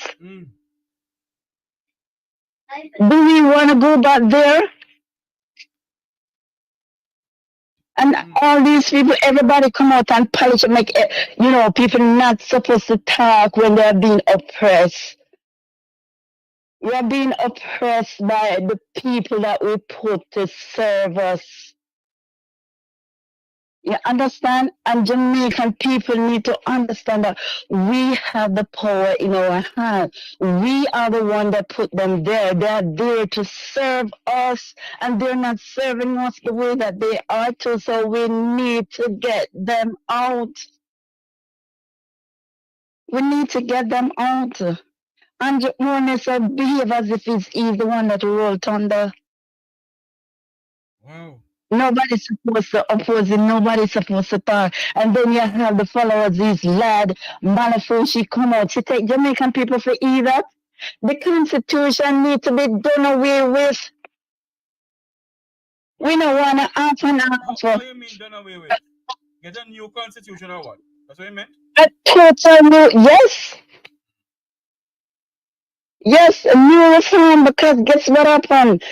What he is trying to do is to ensure so when time him come out, because I've heard him say that what he want to put in the iron before 70 years before anything can go into law about them. He was trying to, I don't know the paper name that he had put into parliament. Exactly. You see what I'm saying? But it was struck down. He couldn't do it. No, but let me tell you something. I am so appreciative for all of you bloggers. Because believe it or not, had it not been for you bloggers, a lot of the information that is now out there, a lot of us would know. A lot of us would know what's going on. There's so many things that are going on. And a lot of people would not be aware. And this is one of the reasons why they're trying to shut down the bloggers. Andrew Owens, he said the bloggers are not getting nightmare. You might get nightmare yet. Come on, man. These politicians, man, they have enriched themselves so much. Why can't they start to fix the country now? Fine. When they enrich themselves, start fix back the country now. No? Start give back something to the country. Fix the hospitals. Fix the schools. Fix the road. Get rid of the corruption in other the sector that's serving the people. Look at what's going on in our schools. You don't even do history nor civics anymore. Not e-commerce. These things are not. Listen to me, ma'am. Sorry. The whole civics thing, the two political parties to be blamed for this, The both of them. Exactly. Of course, from Manly, come on, remember, Manly bringing in Jamal. Manly bringing a lot of schools. You understand? His one entourage around him, tying hand. They weren't with him. And from the other one coming in, they roll back everything, they dismantle everything.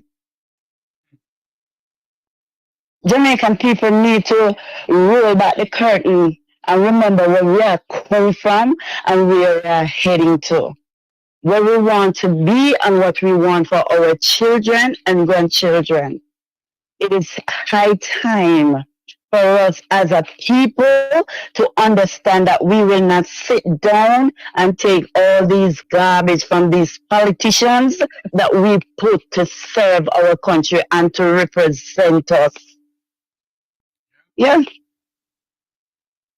It is high time now, Mr. Jeffrey, high time for the people of Jamaica to understand what they don't know. Their information is at the tip of our fingers. You understand? We want to know, we can Google, and there are so many different information. Just take one. You listen, you read one, and you move on to another. Information is out there. Nobody needs to be in darkness anymore. We are living in the age of technology and information. You understand? Information is there for people to go and do their own research. Stop sit down and relying on people to think for them. Stop sit down and relying on people to do for them. We need to unite as a people, because if the politician that we put to serve us not serving us, then we have to take it up in our hands. We have to take it up in our hands. It is our time now for us to get back to the place where we understand who we are. And until our people know thyself, that's what the Bible says. Oh, you must know yourself. Stop relying on politicians to think for you. People need to start to think for themselves. And this is why they don't like people who can think. They don't like thinkers and people who can reason. It is a problem to them, and that's why they don't want the people to be educated. Because once the vast majority of people are being educated, they cannot hold us in bondage anymore. And this is what I'm saying to my people. Stop pulling down each other. The time we take to pull down one another, we got to educate ourselves. Educate ourselves. So true. And thank you. Many, many thanks to all you bloggers. I'm not talking the hurry come up and they sell out one them now. I'm not giving no thanks to the sellout one them. I'm talking to well-thinking people. People who understand the dynamics, people who understand the game that the colonial master has been played on us. And black people need to stop fight against them one another. Need to stop sell out them one another. You understand? And the only way we can be free is when we understand ourselves. But Marley said, none but ourselves can free our mind. Have no fear for the atomic energy, because none of them can stop the time. It is high time the people need to understand, sir. It's only we. Stop pointing fingers. Start to look at yourself and understand that we have the power that the ultimate creator put within us to free ourselves, emancipate ourselves from mental slavery, because majority of people still under mental slavery. And that's the reason why they can't see the bigger picture. That's the reason why they can't see and understand what these politicians is doing to them, because they are still under mental slavery. Have a good night, Mr. Jeffrey. Thank you so much for calling in. Thank you. Make a talk program. A lot of people is asking if the program is live. Of course, we're live. We're live. Why are people asking if I'm live? It's a live program.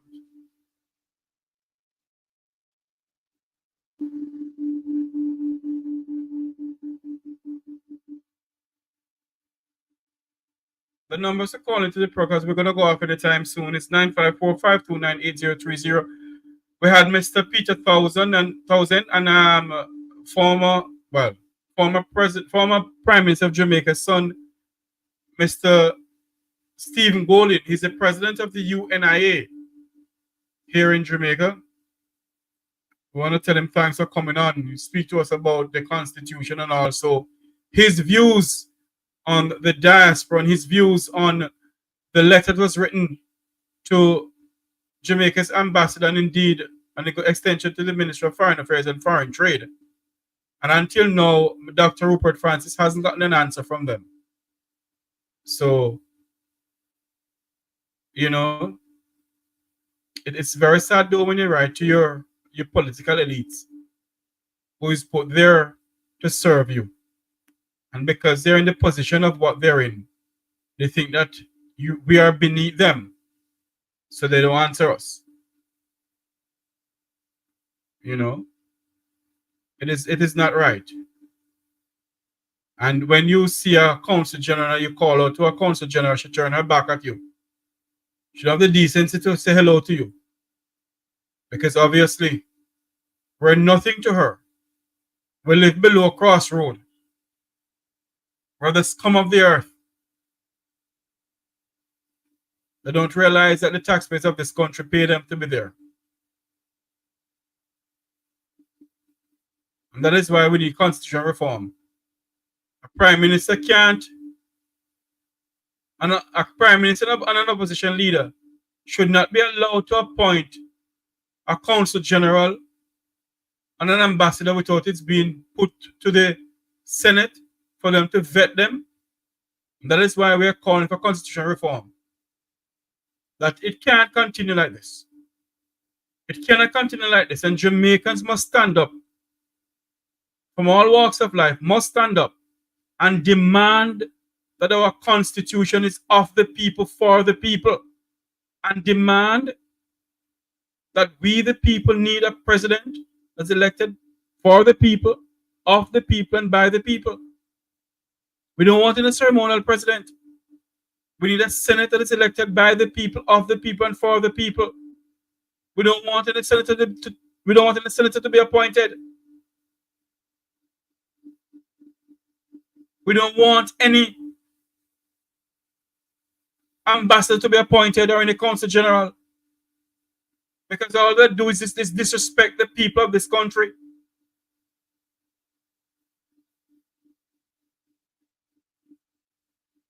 In which modern democracy can you have a consul general, people call you, your citizens calling out to you, and you turn your back on your citizens? Huh? You turn your back on your citizens. Your citizens write to you as the Minister of Foreign Affairs and Foreign Trade, and you don't see it fit to answer to your citizens. But when the election come around, your party go around and tell the people a whole bunch of lies. And yet you, Prime Minister, say that Jamaica is a modern democracy. Where?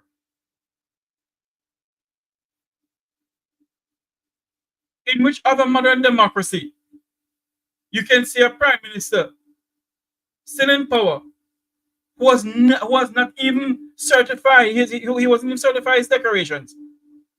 How much money he worth? What I have before he enter politics? And he's still a Prime Minister? In which modern democracy can a candidate who is vying for political office drew a gun on a citizen and still run as councillor in the Jamaica Labour Party? In which modern democracy can this nonsense happen more than in Jamaica? In which modern democracy can you hear a minister of government chipping some expletive and saying nobody in I get one whatever of my money to spend? Everett Warmington is not your money. It's the taxpayers of this country money.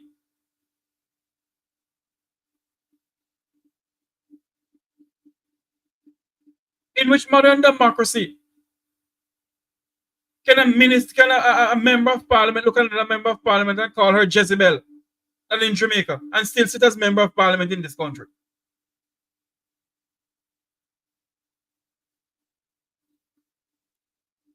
And when you speak about these things,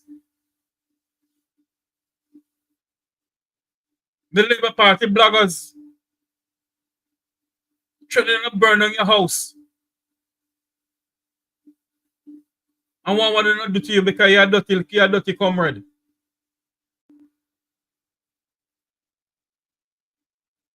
So tell me something. When Warmington called a citizen of Jamaica bar, drunk, and barfly, and dog, it's not bringing on brand Jamaica? When Everett Warmington called Lisa Hannah Jezebel, is not bringing on brand Jamaica? When Everett Warmington disrespected Jamaican citizen and chipped some Pinks and Pablos. It's not bringing down brand Jamaica.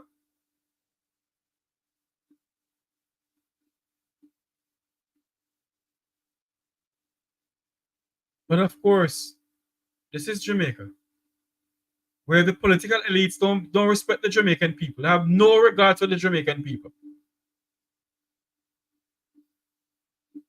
We're going to say good night. It's 10 o'clock, 9 o'clock in Jamaica. We're going to say good night to everyone. Please remember to like, share, and subscribe. When you're sharing the Make We Talk YouTube channel to anyone, please remember it is Make We Talk, Jeffrey Tavares, LLC, and YouTube. You're not telling nobody about the YouTube channel. It's Jeffrey Tavares. It's Make We Talk, Jeffrey Tavares, LLC, and YouTube. Kevin, you need to behave yourself in the chat, Kevin. Everybody is entitled to who they believe in and who they call God. You believe in your God, and other people believe in their God. Then they're pushing their God down your throat. So don't push your God down their throat, Kevin. So you have to respect people on this platform, Kevin. I don't like what you're going on with, Come on now, man. Be respectful on this platform, all right? I'm going to end with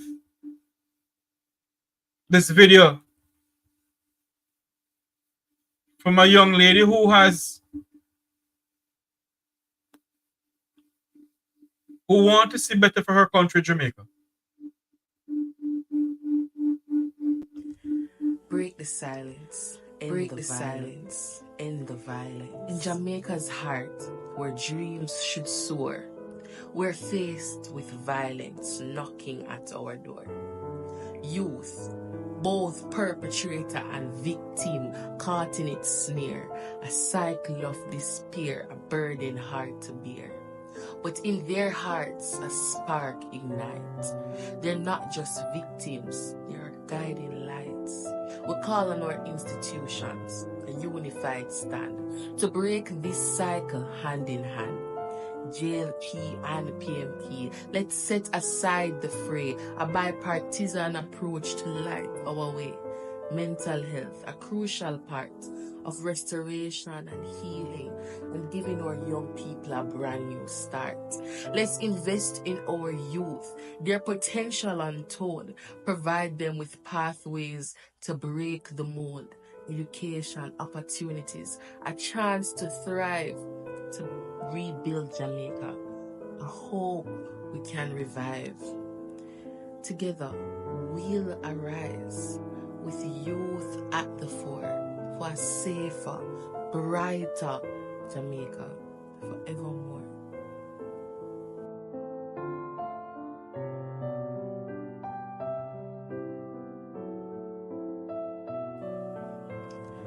Break the silence, end the violence. Break the silence, end the violence, end the violence. In Jamaica's heart, where dreams should soar, we're faced with violence knocking at our door. Youth, both perpetrator and victim, caught in its snare, a cycle of despair, a burden hard to bear. But in their hearts a spark ignites. They're not just victims, they are guiding lights. We call on our institutions, a unified stand, to break this cycle hand in hand. JLP and PMP, let's set aside the fray, a bipartisan approach to light our way. Mental health, a crucial part of restoration and healing, and giving our young people a brand new start. Let's invest in our youth, their potential untold, provide them with pathways to break the mold, education, opportunities, a chance to thrive, to rebuild Jamaica, a hope we can revive. Together, we'll arise with youth at the fore for a safer, brighter Jamaica forevermore.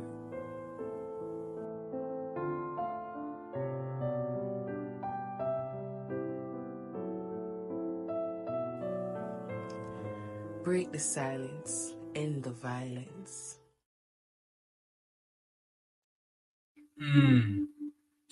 So we're going to say good night, everyone. Thank you all for joining us. Until you hear my voice again, may God bless you. Remember to like, share, and subscribe to the Make We Talk Jeffrey Tavares YouTube channel.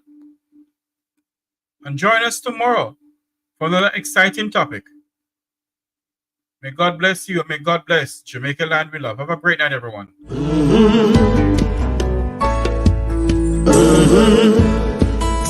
When the game gets rough and this life just seems so tough, make we talk, my people, make we talk. When this town becomes an ugly place, don't let it erase the smile from your face. Make we talk, people, make we talk. Conversation is the key, a guiding light for you and me. Spark a talk and you will see conflict solver A to Z. World leaders master the art of self-defense just by talk. So people, make we talk. Hey, we're living in a world that on ourselves we must depend. Make we talk.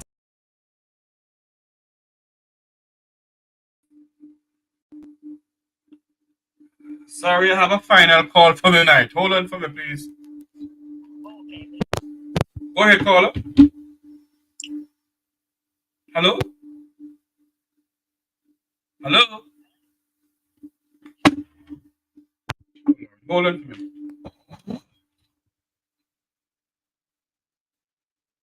Yes. Hello? Yes, go ahead. Hello? Yes, Mr. Tavares, I can see we are now faced with a constitutional crisis. First of all, I do not think that the Prime Minister and his team, that they are suitable people to do constitutional reform. Number one, he does not obey the law. He does not obey the law. He supersedes the Constitution. He does what he likes to do, so he cannot implement a constitution for the people. He has not declared his asset. And I don't see him. There's no credibility there.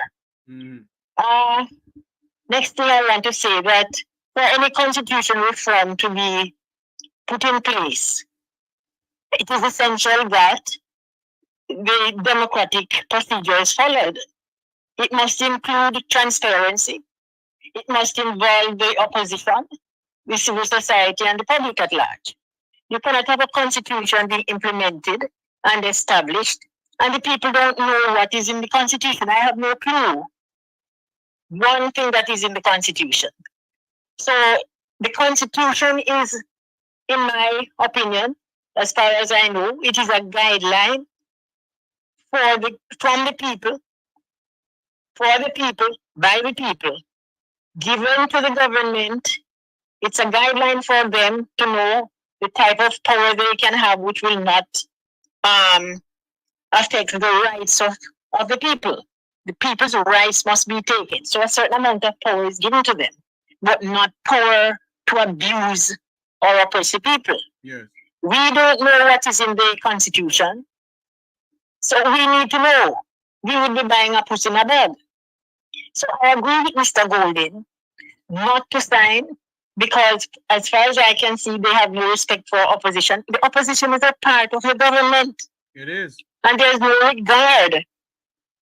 The Honorable Prime Minister sees it suitable to walk out on the opposition while the budget is being debated. But hold on for me, ma'am. Hold on for me, ma'am. Yes. We must understand something here, you know. And we have to go now because I'm getting a wrap-up signal. But what you must remember, the Prime Minister did not walk out on Mr. Golden and the People's National Party. You know? The Prime Minister walked out on the people of Jamaica. So he walked out on us. Yes. He walked out on the people and the nation who voted for him, who employed him, who elected him. He abandoned his job, Mr. Tavares. Indeed. And he should not have been in office at this moment. He should not have been allowed to go back because he abandoned his job. He and all of them abandoned their job. All right, caller. Definitely. Yes. Thank you for calling. Thank you, Mr. Tavares, for your time. You're welcome, ma'am. Have a great evening. Have a great evening too. Bye-bye. Yes, our final call for the night. That's it for us. Everyone, we gotta go. We gotta go. We gotta go. We gotta go. Remember to like, share, and subscribe. Give me some subscription here tonight. Good night, everyone. Have a great night, everybody.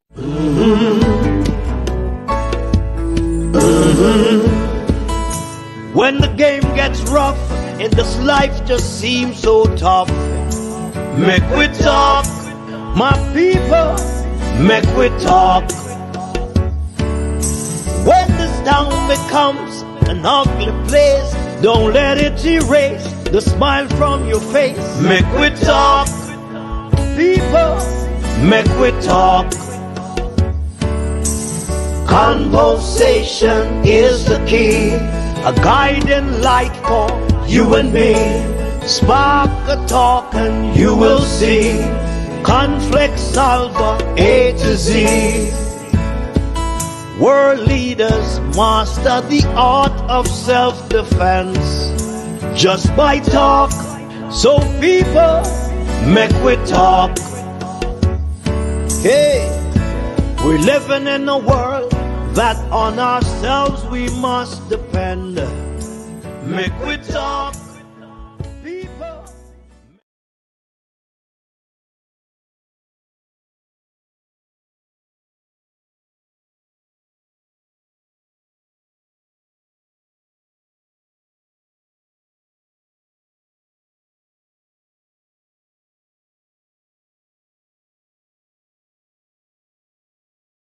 Unity is strength. Make we reason. Make we talk. If we see corruption in any shape or form, we're going to highlight it. Make we talk. Jeffrey Tavares represents yard and broad and the entire diaspora. As long as it affects the life of our nation, uncover the truth. Make we reason. Make we talk. And we don't care about no vumva viva va. No upper echelon. Nobody is not above the law. As long as it not help Jamaica. Make we talk. Make we talk. Unity is